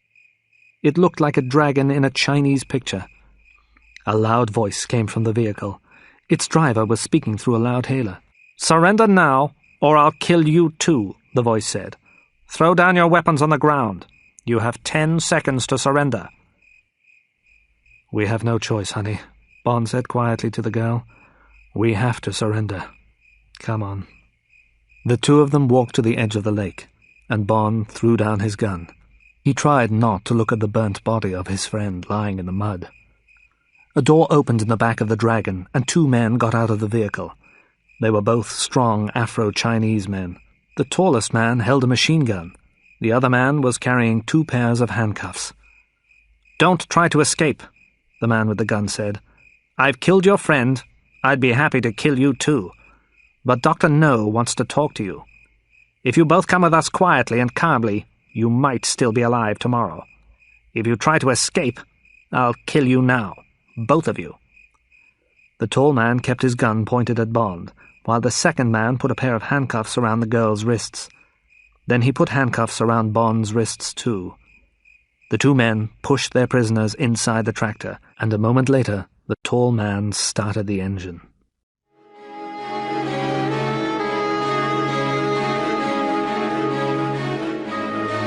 Chapter 12. Dr. No. Bond and the girl were sitting in a large, pleasant bedroom in Dr. No's headquarters. The building was deep inside the mountain at the west end of the island. Bond and Honey were prisoners. The bedroom had no windows, and there were no handles on the doors, but Bond and Honey had been treated well. They hadn't met the mysterious Dr. No yet. When they'd first arrived, early in the morning, a Chinese woman had looked after Honey and Bond. She'd given them clean kimonos, long, loose Japanese robes. She'd spoken to them kindly. She told Bond and Honey to give her their wet, dirty clothes so that they could be washed. Then Bond and the girl had been locked in the bedroom and left alone to sleep. The prisoners found a delicious breakfast waiting for them when they woke. After they had eaten the meal, the kind woman had come to the room. She had told them that they would meet Dr. No that evening, and that they'd have dinner with him. She asked what kind of food they preferred. When she'd left them alone again, Bond started to think carefully. He'd soon decided that Dr. No must be doing something more important on Crab Key than collecting guano. The inside of the headquarters was cool and pleasant. The furniture was comfortable and expensive, but the building was as strong as a prison. Perhaps I'll find out this evening what the doctor's real business is, Bond thought. He looked at the girl. He felt angry with himself. They were in danger, and he'd led her here. "Honey," Bond said to the girl, "please don't say much when we meet Dr. No. If he asks questions, let me answer them. Then agree with anything that I say. I'll tell him that we're only interested in birds and seashells. I want him to believe that. If he believes that story, perhaps we'll be able to leave this island alive." At 9 o'clock in the evening, the Chinese woman took Bond and Honey to a large room which was further down inside the mountain. At the end of the room, there was a huge window that went from the floor to the ceiling. It was the only window in the room, and it was made of thick, strong glass. But Bond and Honey couldn't see the land and sky through the glass. They could see rocks and hundreds of fish. Large sharks and barracudas swam slowly past the window. An octopus was stuck to the glass. Dr. No's headquarters were built below the surface of the sea. In the center of the room there was a large table. It was prepared for a fine meal, with plates, knives, forks, spoons, and sparkling wine glasses on it. "Dr. No will join you very soon," the woman told them. Then she left the room, locking the door behind her. A moment later, another door opened, and a very strange man walked slowly into the room. The man was very tall, at least 6 inches taller than Bond, and he was very thin. But he was also completely bald. There was no hair at all on his round head. The skin of his face was smooth, and his lips were thin and pressed together in a cruel smile. The man was wearing a long silver-grey kimono which reached to the ground. But 2 things about the man especially shocked and surprised Bond. The first thing was that the man had no hands. Instead of hands, he had large metal claws at the ends of his arms. And the second thing was that he had strange black eyes. "I am Dr. Julius No," the man said. "I can't shake your hands. As you can see, I have no hands. But please, don't be frightened of the way I look. And please, don't think that I'm blind. These see everything." As he said the last words, he touched his eyes with his steel claws. Bond and Honey heard little tapping sounds. They were like the sounds of someone's fingernail tapping a wineglass. "We're not frightened, Dr. No," Bond said after a moment's silence. "Perhaps you're trying to frighten us. There are lots of men with steel hands. Some of them are brave men who were injured in the war. And many people don't wear spectacles. They wear contact lenses in their eyes instead of glasses. Your contact lenses are unusually dark, but they aren't frightening. I'm not frightened, because you're really just a man, like me." "Well, I'm not really like you, Mr. James Bond of the British Secret Intelligence Service," Dr. No answered. "I have great power, and at the moment, you have none. But I want to talk to you about other things now. We have many things to say to one another." "Any man who has a gun has power over a man without one," Bond said quietly. "But only countries and governments have real power. Dr. No, if you hurt or kill me, my country will make you pay for it." At that moment one of the doors opened, and 2 Chinese servants entered the room. The men carried plates of food and bottles of wine which they put on the table. One of the servants poured wine into the wineglasses by Bond and Honey's plates. After that, both men stood against the wall behind the prisoners' chairs. The men looked strong and powerful. "Before we begin our conversation, I must tell you this," Dr. No continued. "I don't want to hear any lies, Mr. Bond. I know a lot about you and why you are here. Do you understand?" Bond looked at the tall, thin man. "Yes, Doctor," Bond said. "But before you tell me anything, please, let the girl go. She isn't a danger to you. She didn't come here with me. She doesn't work for my government. She's Jamaican. I found her on the island yesterday. She came in her own boat to collect seashells." "Then she's very unlucky," said Dr. No. "Nobody who visits this island without my permission ever leaves it alive. No one can interfere with my work here. Strangways and his assistant tried to interfere, so I had them killed. The girl will stay and listen to us talk, Mr. Bond," Dr. No said in a cold voice. "Then both of you will die. But first, please, eat your food. You'll both need to be strong for the ordeals that are waiting for you. And while we eat, I'll tell you my story." "Well, my dear, we have no choice," Bond said to Honey. "We must listen to this madman." "Perhaps you are right, Mr. Bond," Dr. No said. He spoke calmly and softly. "Perhaps I am mad. But all great men are mad.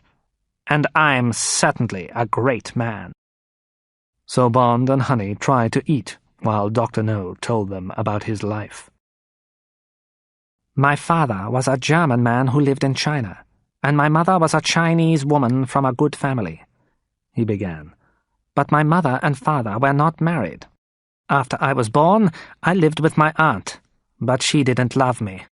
I left her house as soon as I could, and I went to work in the city of Shanghai. I worked for gangs of criminals, tongs. I enjoyed the work. I enjoyed hurting people and killing people. After a few years, I went to live in America, in New York, Dr. No went on. I worked for the Chinese gangs there. One day, I stole some money from the Hip Sing gang. I stole $1 million. I should have left America then, but I didn't. For the only time in my life I was stupid. I tried to hide from the Hip Sing gang, but they found me and tortured me. They hurt me very much. They tried to make me tell them where the money was. My ordeal was terrible.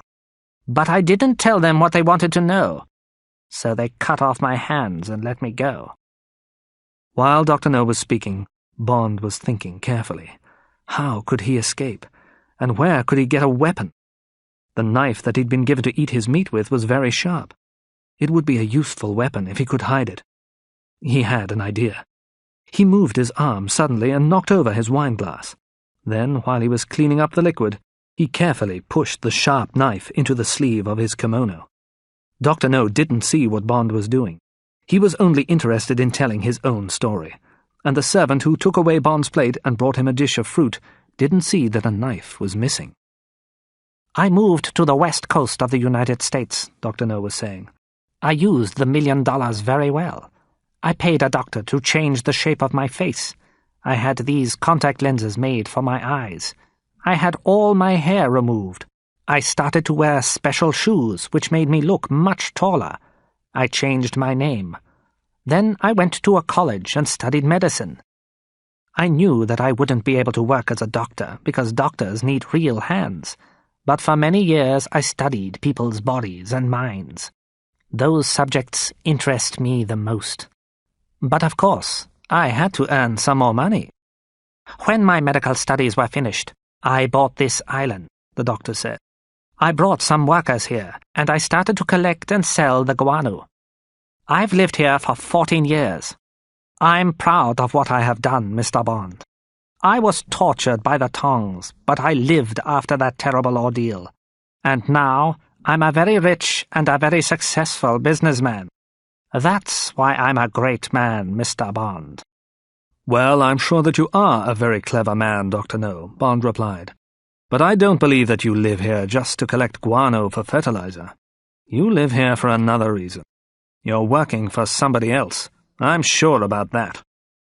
You're a clever man too, Dr. No said. And of course, you're correct. I am here for another reason. You're a British spy, Mr. Bond. You must know about an island called Turk's Island. It's about 300 miles from here. It's where the Americans fire their new weapons and study how they work. Who do you think might be interested in that place? The Soviet Union, Bond replied. And once again you are correct, said Dr. No. My headquarters here on Crab Key has the most modern spying equipment. With this equipment I can spy on Turk's Island. I can listen to radio transmissions. I'll find out information about the American weapons. And the Soviet government is going to pay me an enormous amount of money for that information.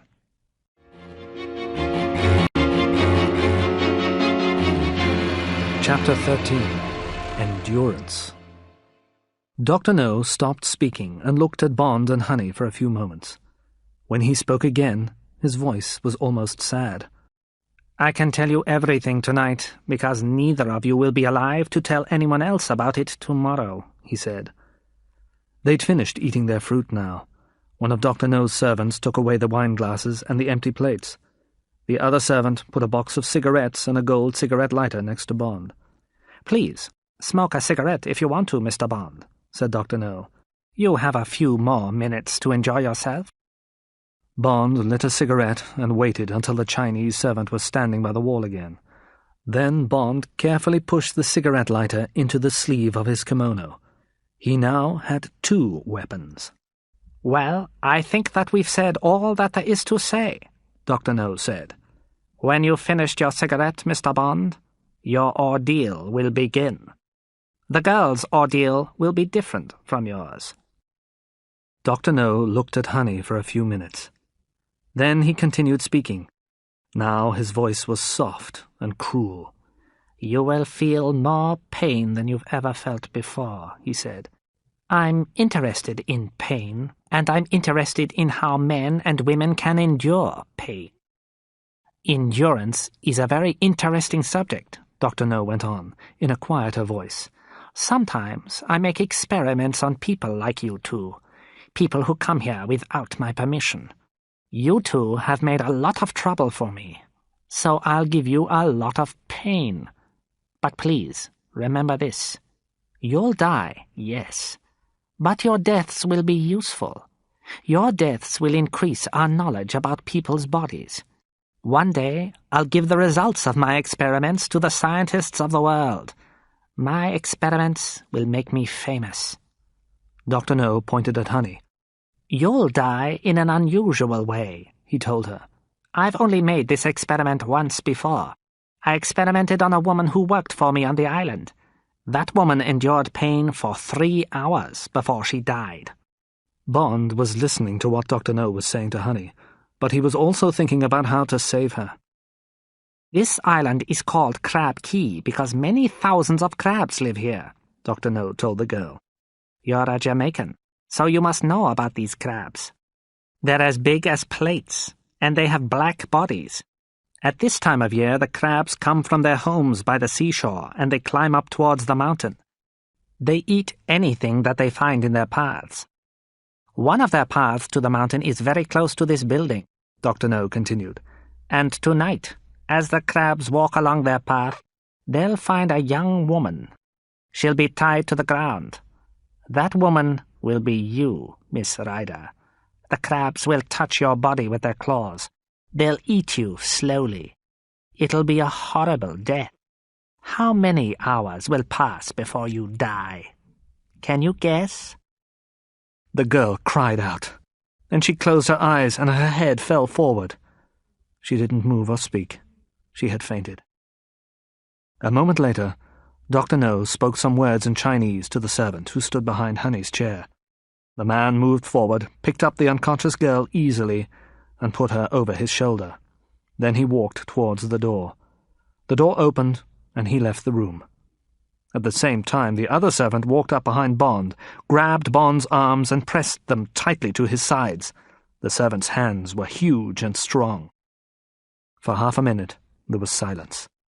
Bond was thinking as quickly as he could. He was thinking about the sharp knife and the cigarette lighter which were hidden in his sleeve. How could he use these things? If he could get near Dr. No, then he'd have a chance to kill the madman. But the servant was still holding Bond's arms to his sides. He couldn't move. Dr. No spoke again. "Mr. Bond," the doctor said, "do you still believe that only countries and governments have real power? Perhaps you've changed your mind now. I can decide how the girl will die, and I can decide how you will die. So I'll tell you now about your own death. That is real power."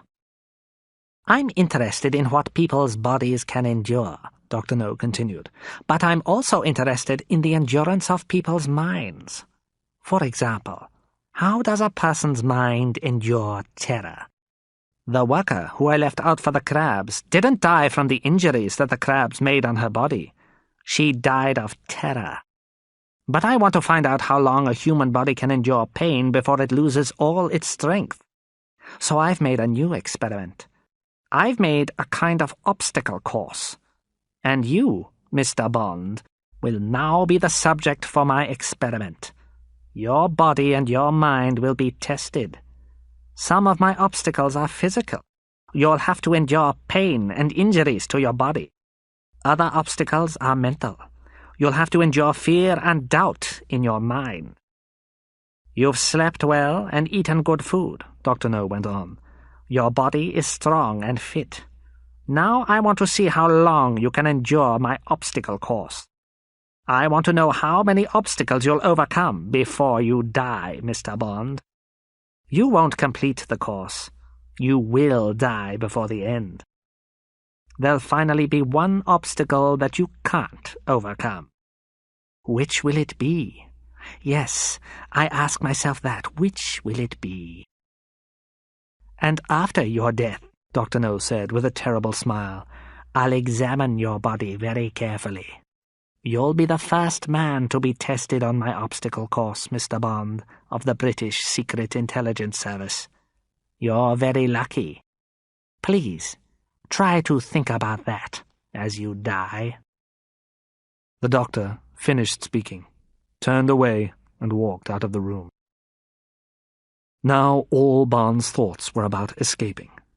If he could escape from Dr. No's guards for a few minutes, he might be able to find the girl. And if he couldn't help Honey to escape, he might be able to kill her quickly.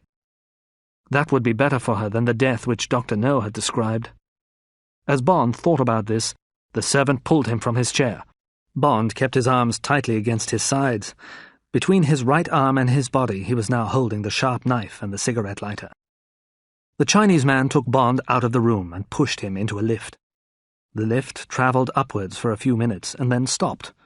When the doors opened, Bond was taken down a long corridor. At the end of the corridor, the two men stopped in front of an open door. The door had the letter Q marked on it. The Chinese servant pushed Bond through the doorway. Bond was now in a small room, about 15 feet long and 15 feet wide. The walls were made of stone, and there was a wooden chair in the middle of the room. On the chair were Bond's jeans and his shirt. They had been washed and dried. Well, here you are, my friend, the servant said. He smiled a horrible smile. He knew what was going to happen to Bond, and thinking about it pleased him. There's nothing to eat, and there's nothing to drink in here, the guard went on. There won't ever be anything to eat or drink. You can sit on the chair and wait to die, or you can find your way out to the obstacle course. Good luck. A moment later, the man left the room and locked the door behind him.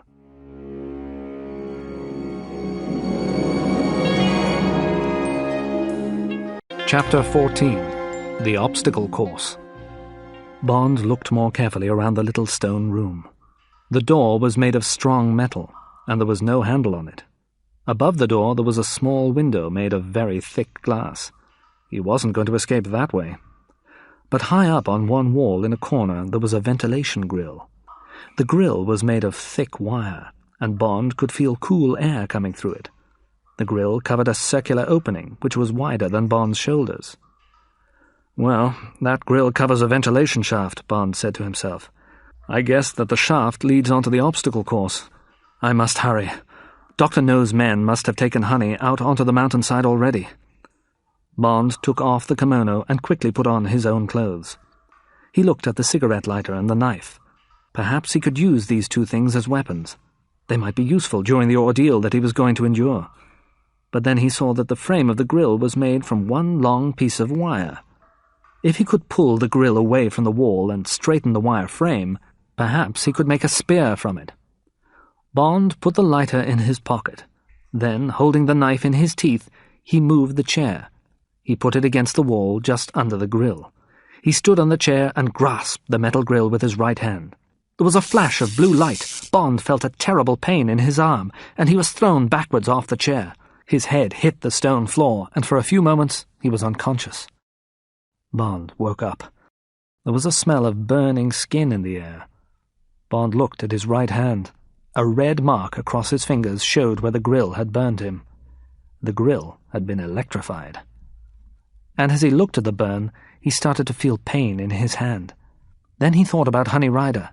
She was on the mountainside, waiting for the crabs to come. He had to get out of this room. Dr. No doesn't want me to die here, Bond told himself.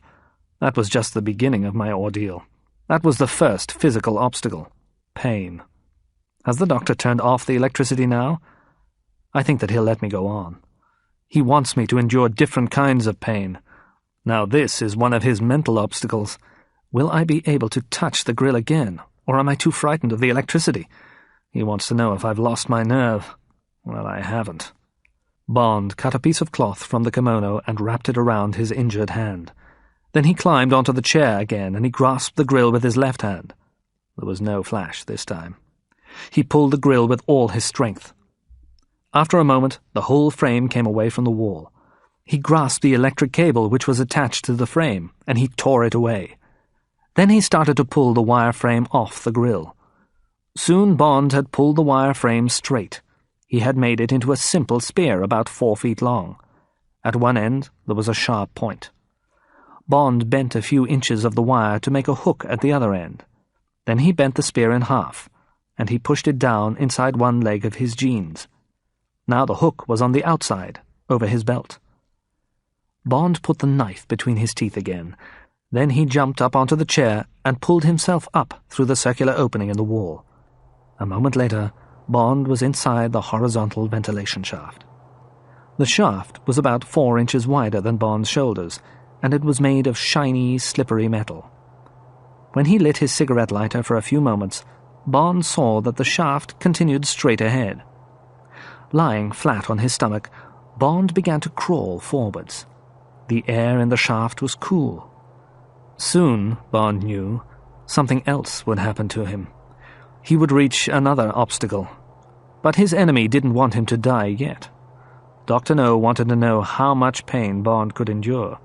Bond was sure that there would be several more obstacles before the end of the course. Perhaps he would die at one of them, or perhaps he would reach the end of the course.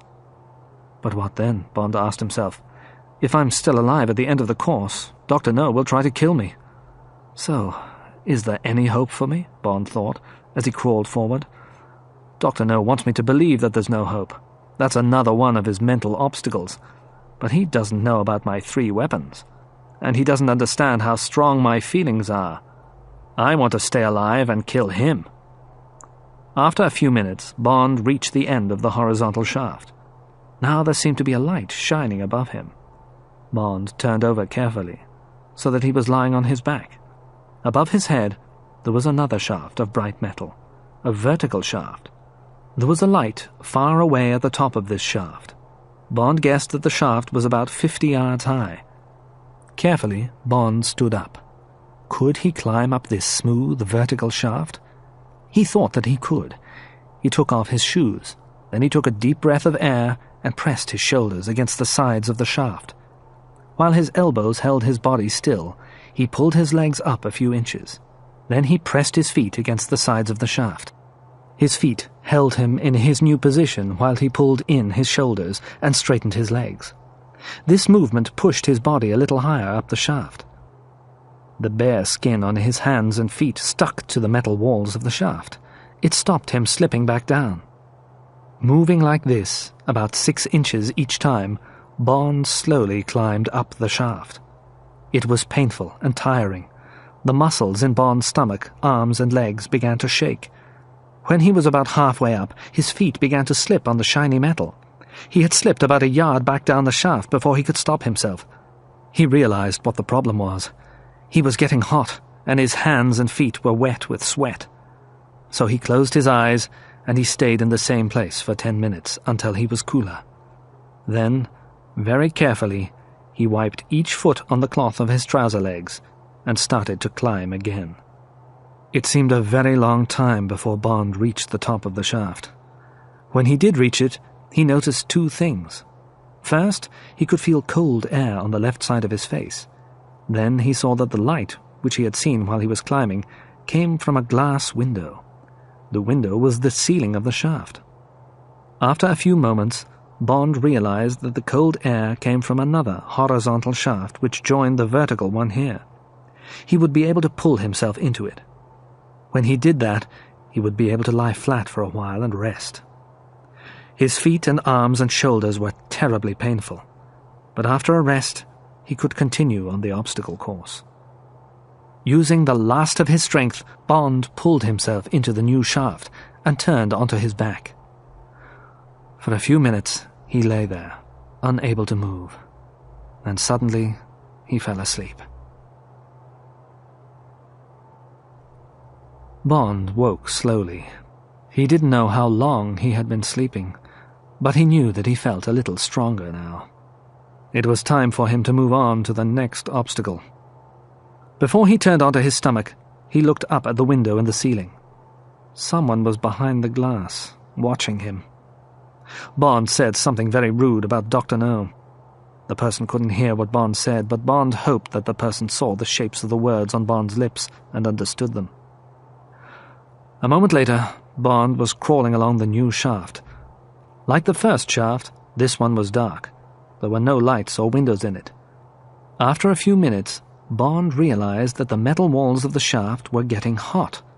The further he went on, the hotter the metal became, and the air was no longer cool, it was hot. Bond came to a place where the shaft went around a corner. He lit his cigarette lighter and slowly put his head round the corner. What he saw made him pull his head back. The metal walls of the shaft ahead of him weren't shiny. They were dull and red with heat. So heat was to be the next ordeal. How could he crawl along this hot metal? He would be terribly burned. What shall I do, he thought. I could go back. I could go back to the room with the chair. If I go back, I know that I'll die there. But if I go on, perhaps I'll escape. Dr. No doesn't want me to die yet, Bond told himself. He's testing me again. He wants me to endure some more physical ordeals before I die. So this metal won't be too hot. The heat will injure me, but it won't kill me. He thought about the metal burning his skin. And then he thought about the beautiful girl. Honey was waiting on the mountainside for the crabs to attack her. He couldn't go back now. Bond took his knife from between his teeth and cut some pieces of cloth from the front of his shirt. He tied the cloth around his hands and feet. For a short time, the pieces of cloth would protect his hands and feet. His shirt would protect his shoulders, and the legs of his jeans would protect his knees for a short time too. He put the knife in his mouth and crawled forward. He tried to keep his bare skin away from the hot metal. Bond moved as fast as he could, but soon the cloth around his hands and feet started to burn. The cloth on the knees of his jeans started to burn too. Only the sweat which was running down his arms and legs stopped the cloth from bursting into flames. Keep going, keep going, keep going, he told himself. The metal became hotter and hotter. With each movement the pain became worse, and each time that he moved, Bond screamed. He could smell his skin burning, but he knew that he had to go on until his skin was burned from his bones. Suddenly, his head hit something. It was a thin metal door, and as Bond's head touched it, the door moved aside. He crawled past it, and suddenly, everything changed. Here, the metal walls of the shaft were cool. Ice-cold air was blowing all around him. Bond fell forward, his eyes closed. He couldn't see or hear anything. He was unconscious.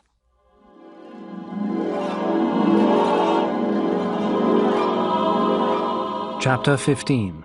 The Last Ordeals. When he woke again, Bond slowly turned over onto his back. He saw that there was another window in the ceiling of the shaft just above his head. He saw a face behind the glass. Another of Dr. No's men was studying him. The man wasn't interested in Bond's injuries. He was only interested in how much pain Bond could endure. He was only interested in how long Bond was going to live. For a moment, Bond was angry. Then, as he felt the pain from the burns on his knees and feet and hands move through his body, he made a noise like an animal. Bond turned over once again. Again, he began to move forward, slowly, along the shaft. At first, he moved without thinking. But after a while, there was a little less pain. Soon, he was able to think again. It was nearly an hour before Bond came to the next obstacle on Dr. No's course. Bond knew that the obstacle was there before he understood what it was. Ahead of him, Bond saw tiny, sparkling red lights. They were moving about, and when he stopped moving himself, he could hear a sound. It was a soft, tapping sound. As he crawled forward again, the tiny red lights came closer, and the tapping sound grew louder. What was waiting for him now? Bond lit his cigarette lighter, held it up, and found the answer to his question. 3 feet in front of Bond there was a metal grill. The grill was like a curtain made from very thin metal wires. Behind the grill there were about 20 large, hairy spiders. This was a cage of giant tarantulas. The little red lights that Bond had seen in the dark were the spiders' eyes. The tapping sound was made by their soft, hairy feet on the metal wires of the cage. Bond tried to remember everything he knew about tarantulas. These poisonous spiders were the largest in the world. Their bodies were about 4 inches long, and their legs were 5 inches long. Their bodies and their legs were covered in long hairs. Their teeth were sharp and full of poison. If one spider bit a man, he would be ill, and in great pain for a while. He probably wouldn't die. But Bond had to crawl through this cage with 20 tarantulas in it. If more than one bit him, he probably would die. Bond looked at the spiders and remembered the centipede in his hotel room. Again he felt cold with fear and disgust. But that was what Dr. No wanted. Bond knew that. "If I think about these spiders on my body and in my hair, I won't be able to go on," he said to himself. "If I think about them biting me, I won't be able to go on. But I must go on. I'm going to rescue Honey. Perhaps Dr. No thinks that this is the ordeal that'll kill me, but he doesn't know about my 3 weapons." Bond carefully took the spear from inside his trouser leg. He unbent the wire and pulled the spear to its full length. Then he turned a little wheel on his cigarette lighter, which made the flame bigger. Finally, he cut a large hole in the grill with his knife and crawled into the cage. The spiders started to run towards him, but when they saw the flame from the lighter, they stopped. They were afraid of the fire. They didn't know what to do, and while the spiders were standing still, Bond began to stab his spear into their soft, hairy bodies. After he had killed several of them, the other spiders started to move forward again, but they wouldn't come near the flame from the lighter. They started to bite the dead and dying spiders that Bond had stabbed, and while they were doing this, Bond killed more of them. When at last all the spiders were dead, Bond pushed their bodies to one side of the cage. He quickly crawled towards the grill at the back of the cage, cut a hole in it with his knife, and climbed through.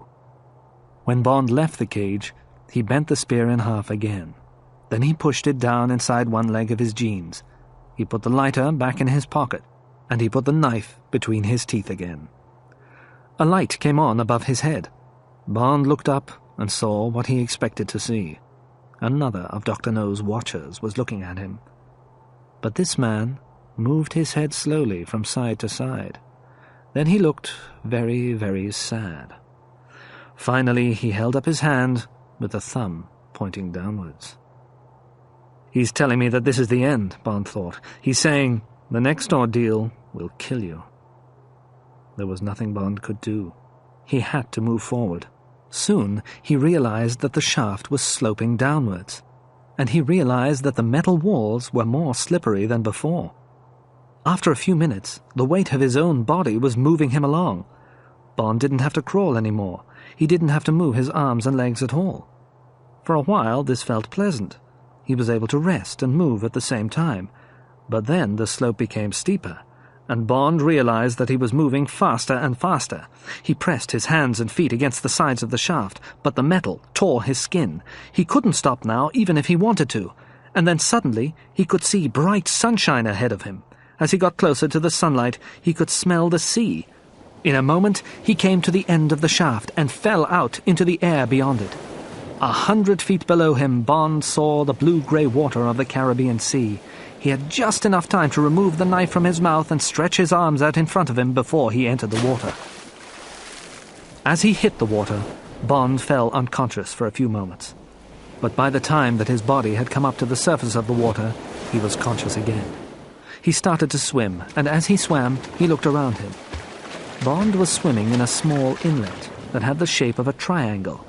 It had 3 sides. On 2 sides of the inlet, there were tall cliffs of rock. But the 3rd side of the inlet was a tall fence. The inlet was separated from the open sea by this fence, which was made of very thick, strong wire. The fence stood 10 feet above the surface of the water, and as he swam up to the fence, Bond could see that it went down many feet beneath the surface, too. On the 2 sides of the inlet, which were cliffs, the water was against the very steep walls of rock. There were no beaches, and there were no paths up the cliffs.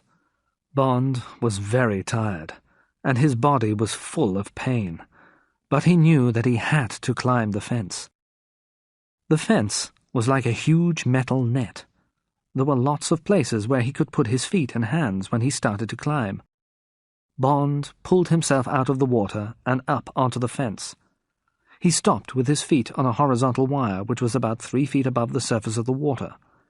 For a moment, he looked out to the sea through the holes in the fence. Then he turned round to look at the inlet behind him. He pushed his knife into the belt of his jeans. With both his hands, he grasped the vertical wires above his head. He looked down at the hundreds of small fish swimming in the water beneath him. "I'm safe here for a while," Bond thought. "I'll rest until I feel stronger." But then he asked himself these questions. Why is this inlet here? And why is this inlet separated from the open sea? Dr. No must have made this fence, but I don't believe that the last ordeal on this obstacle course is a wire fence. Climbing over it will be much too easy. Dr. No isn't interested in easy obstacles. Then Bond looked again at the inlet behind the fence. "Perhaps this is the place where Dr. No wants me to die," he told himself. "The inlet is like a big cage. Perhaps it is a cage. But what kind of animal does Dr. No keep in it?" He soon had an answer to his question. First, all the small fish disappeared.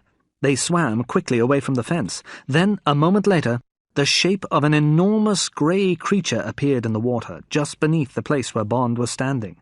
It was a giant squid. At first, the creature had been deep down in the water, but now it was coming nearer and nearer to the surface. Bond just had time to remember Quarrel's story about the giant octopus which had attacked his friend Pussfella near Crab Key. As he remembered the story, a huge tentacle came up out of the water. The tentacle was as broad as the top part of Bond's arm. It touched the fence below Bond's feet. "So this is my final ordeal," Bond thought. He tried to climb a little higher on the fence, but he was weak and in pain. He climbed very slowly. He looked down again, and he saw 2 eyes looking up through the water at him. The eyes were as large as footballs. They looked calm and almost friendly. For a moment, Bond thought that the squid wasn't interested in him, but then it moved its tentacle and touched one of Bond's legs. The tentacle moved over Bond's leg, then grasped it, pressing it hard. "It's asking itself if I'm good to eat," Bond told himself.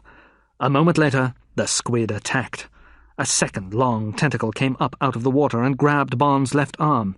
Bond pulled his knife from his jeans with his right hand. He stabbed and cut the tentacle with the knife. But now there were more tentacles moving up the wire fence. They held Bond's body, pulling him down towards the water, and they were terribly strong. Then the creature's enormous head appeared, and now Bond thought that its eyes looked angry. The squid's huge, sharp beak was opening and closing near Bond's feet. In a moment, the creature was going to start eating him. There was only one thing to do. Bond pulled the wire spear from his trouser leg and stabbed it deep into one of the terrible creature's eyes. He stabbed the eye again and again. The last time, he left the spear there. For a few seconds, the surface of the sea looked like water boiling in a cooking pan. Then, suddenly, the color of the water changed.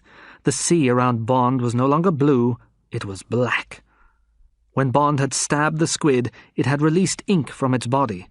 Bond and the fence were covered in the stinking black liquid. Suddenly, Bond felt the squid's tentacles falling away from his body. In a moment, the creature had swum away, and the water became calm again.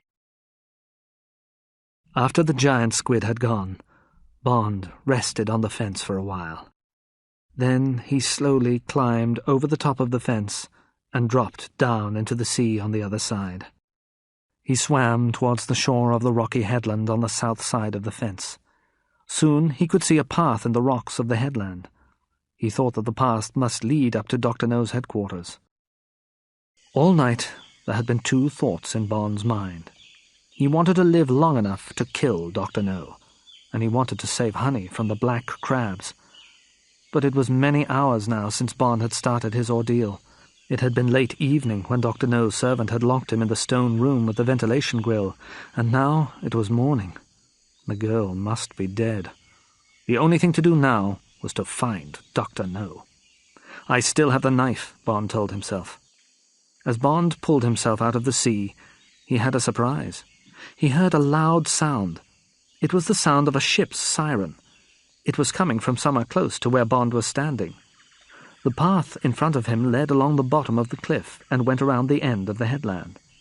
There must be a key on the other side of this headland, Bond thought. It must be the place where guano is loaded into the ships. As he walked towards the end of the headland, Bond heard another sound, but he couldn't guess what was making this noise. It sounded like lots of pieces of metal crashing together. At the end of the headland there was a large rock. Bond stopped behind it. He would have to look very carefully round this rock before he went any further. There might be guards with guns on the other side. Bond moved very slowly and looked carefully round the corner. For 10 seconds he looked at what was beyond it, then he moved back and hid behind the rock again.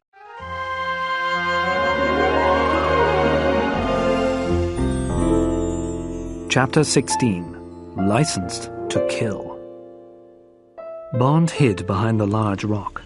He thought about everything that he'd seen during those 10 seconds when he'd looked beyond the rock. He tried to make a picture in his mind. In front of him and below him, Bond had seen a quay which was built out into the sea. The quay was about 20 yards long and had the shape of a letter T. A large old ship was tied beside the T of the quay. Bond hadn't seen any men on the deck of the ship. He guessed that they were in the cabins below the deck. The ship was being loaded with guano by 2 machines, a long conveyor and a crane. It was these machines which were making the strange noise that Bond had heard. The conveyor stood on tall metal legs. It was built down the side of the mountain to the quay. Its belt was covered by a metal roof. Guano was carried from the mountain to the ship waiting at the quay along this belt. The end of the conveyor, which was nearest the quay, did not stand on metal legs. It moved from one side to another. It was like an arm. At the end of the conveyor's arm there was a huge sleeve of strong cloth. The crane stood on the quay beside the ship. The crane also had a long arm made of metal. As the guano travelled along the conveyor, the crane's arm moved the arm and sleeve of the conveyor. The crane moved the sleeve of the conveyor above some openings in the deck of the ship. The crane moved the sleeve to each of these openings until the ship was completely loaded with guano. The arm and sleeve of the conveyor was controlled by one man, the driver who sat in the control cabin of the crane. There was a steering wheel and levers and buttons in front of the driver. He turned the wheel and pulled and pressed the levers to control the long arm at the front of the crane. And the cabin of the crane was just on the other side of the big rock, only 10 yards from where Bond was standing now. Bond thought about all this, and he thought about 2 other things that he'd seen. The first thing was the position of the crane's arm. It was controlled by the steering wheel in the cabin. If this wheel was turned as far as possible to the right, the sleeve of the conveyor wouldn't be above the ship. It would be above the quay. The other thing was this. Standing on the quay, watching the loading of the guano, was a tall, thin man. Dr. Julius No. If someone turned the crane's steering wheel as far as possible to the right, the sleeve of the conveyor would stop above his head. Yes, I must do it, Bond told himself. But first, I'll have to get rid of the crane driver. Bond was Agent 007. He was licensed to kill. He knew that he had to kill Dr. No. The madman was dangerous and cruel. He enjoyed torturing people. Slowly and carefully, Bond looked around the rock again. As he did this, the crane driver turned his head. Bond recognized him immediately. It was the big man who had driven the dragon. It was the man who had killed Quarrel. Quarrel had died in a terrible way, so now Bond wanted to kill this man very much. Bond waited till the crane driver was looking at the ship again. Then he moved fast. He pulled his knife from his belt, ran to the crane's cabin, and pulled open the door. Before the tall Afro-Chinese man could turn around, Bond had grabbed his hair. Then Bond pulled back the man's head and stabbed the knife deep into his neck. As the driver fell dead onto the floor of the cabin, Bond grabbed the steering wheel. He turned it towards the right as fast as he could. The arm of the crane started to move the arm and sleeve of the conveyor away from the ship. Down on the quay, Dr. No didn't realize what was happening at first. He'd stopped looking at the guano falling from the sleeve and into the ship. He was looking out across the sea. But when the guano started to fall on him, he looked up quickly and started to shout. Then he turned and looked at the crane's cabin. He saw Bond at the controls, and at that moment, Dr. No understood what was happening. He tried to scream, and he tried to run, but it was too late. The guano poured from the sleeve of the conveyor like a river. The stinking dust fell into Dr. No's eyes and mouth. The river of guano knocked him to the ground and covered his head and body. In a few seconds, only his arms could be seen waving in the air. 2 minutes later, Dr. Julius No was under a pile of guano which was 20 feet high. He was dead, and Bond was happy about it. Dr. No would never torture another person, and the Russians wouldn't get their information about Turk's Island. Bond switched off the conveyor's engine. He took the gun from the dead man who was lying at his feet. It was a Smith & Wesson .38, a good gun. Then he ran from the quay. He had to find Honey. Bond climbed up the rocks and ran into a tunnel. As he ran, Bond heard the ship's siren. Somebody had realized what had happened at the quay. Somebody was warning Dr. No's men. Bond was tired. There was pain in every part of his body. His strength was nearly gone, but he kept running. The tunnel had only a few lights in the ceiling, and it smelled of guano. Bond couldn't see clearly, and he couldn't breathe easily. Suddenly, someone was on the path in front of him. The person started hitting him and biting him. Bond had just enough strength to lift his attacker off the ground. Then he saw that it was a girl, with long, pale, blonde hair. "Honey, stop! This is James," he said. There was silence for a few moments. Then the girl started to cry, and Bond held her tightly in his arms. "Oh, James, my darling," she cried. "I thought that you were dead. I thought that Dr. No had killed you. I love you, James. Please don't leave me again." "I thought that you were dead too," Bond replied. "I thought that the crabs had eaten you." "Oh, that stupid man doesn't know anything about the animals who live on these islands," Honey said. "I was never worried about the crabs. I know all about them. They eat plants, they don't eat meat, and they don't usually attack people. Perhaps if someone had an injury with lots of blood, the crabs might bite a person. Perhaps that happened to the other girl that Dr. No told us about. But I didn't have any injuries. The crabs just walked over me and went on up the mountain." "But you fainted when Dr. No told you about the crabs," Bond said. "When that happened, I believed what he'd said about them." "I was afraid for you, James," Honey replied. "That's why I fainted, my darling. I thought that he was going to torture you terribly. Was it terrible?" "Yes, it was terrible," Bond said. "But it's all finished now. Dr. No is dead. Now we must escape from this island before his men kill us. We've got to get to the beach as fast as we can. We've got to find the canoe." After all their ordeals, Bond and Honey reached the beach easily. They stole the dragon. Dr. No's men had hunted Bond and Honey for a while. They had followed the fugitives out of the tunnel. They had brought dogs to follow the fugitives' tracks, but then Bond shot 5 of Dr. No's men, and the hunters let Bond and the girl escape. Bond and Honey found the dragon and drove it towards the lake, and after driving through the mangroves for an hour, they reached the beach and found the canoe. With the last of his strength, Bond pulled the little boat from its hiding place and pushed it into the water. Then he fell into the canoe and lay there, unable to move. It was Honey who sailed the canoe back to Morgan's Harbour. For most of the journey, Bond lay in the bottom of the little boat, resting and sleeping. But when they were near to the Jamaican coast, the girl woke him. Bond sat up slowly and looked at the sea. He was thinking about the future and about the past. When they landed, he would take the girl to Bow Desert. He would leave her there for a day or two. While she rested there, he would be in Kingston. He'd go to King's house, and he'd send a message to M in London. And then he'd tell the acting governor everything that he knew about Crab Key and about the work that Dr. Julius No had been doing for the Soviet Union. He'd also tell him that Strangways and True Blood had been murdered. Bond thought about everything that had happened since his arrival in Jamaica. He thought sadly about his friend Quarrel. Soon he would have to talk to Quarrel's family. Bond would tell them about Dr. No and about Crab Key. He'd tell them that Quarrel had been a good man and a good friend.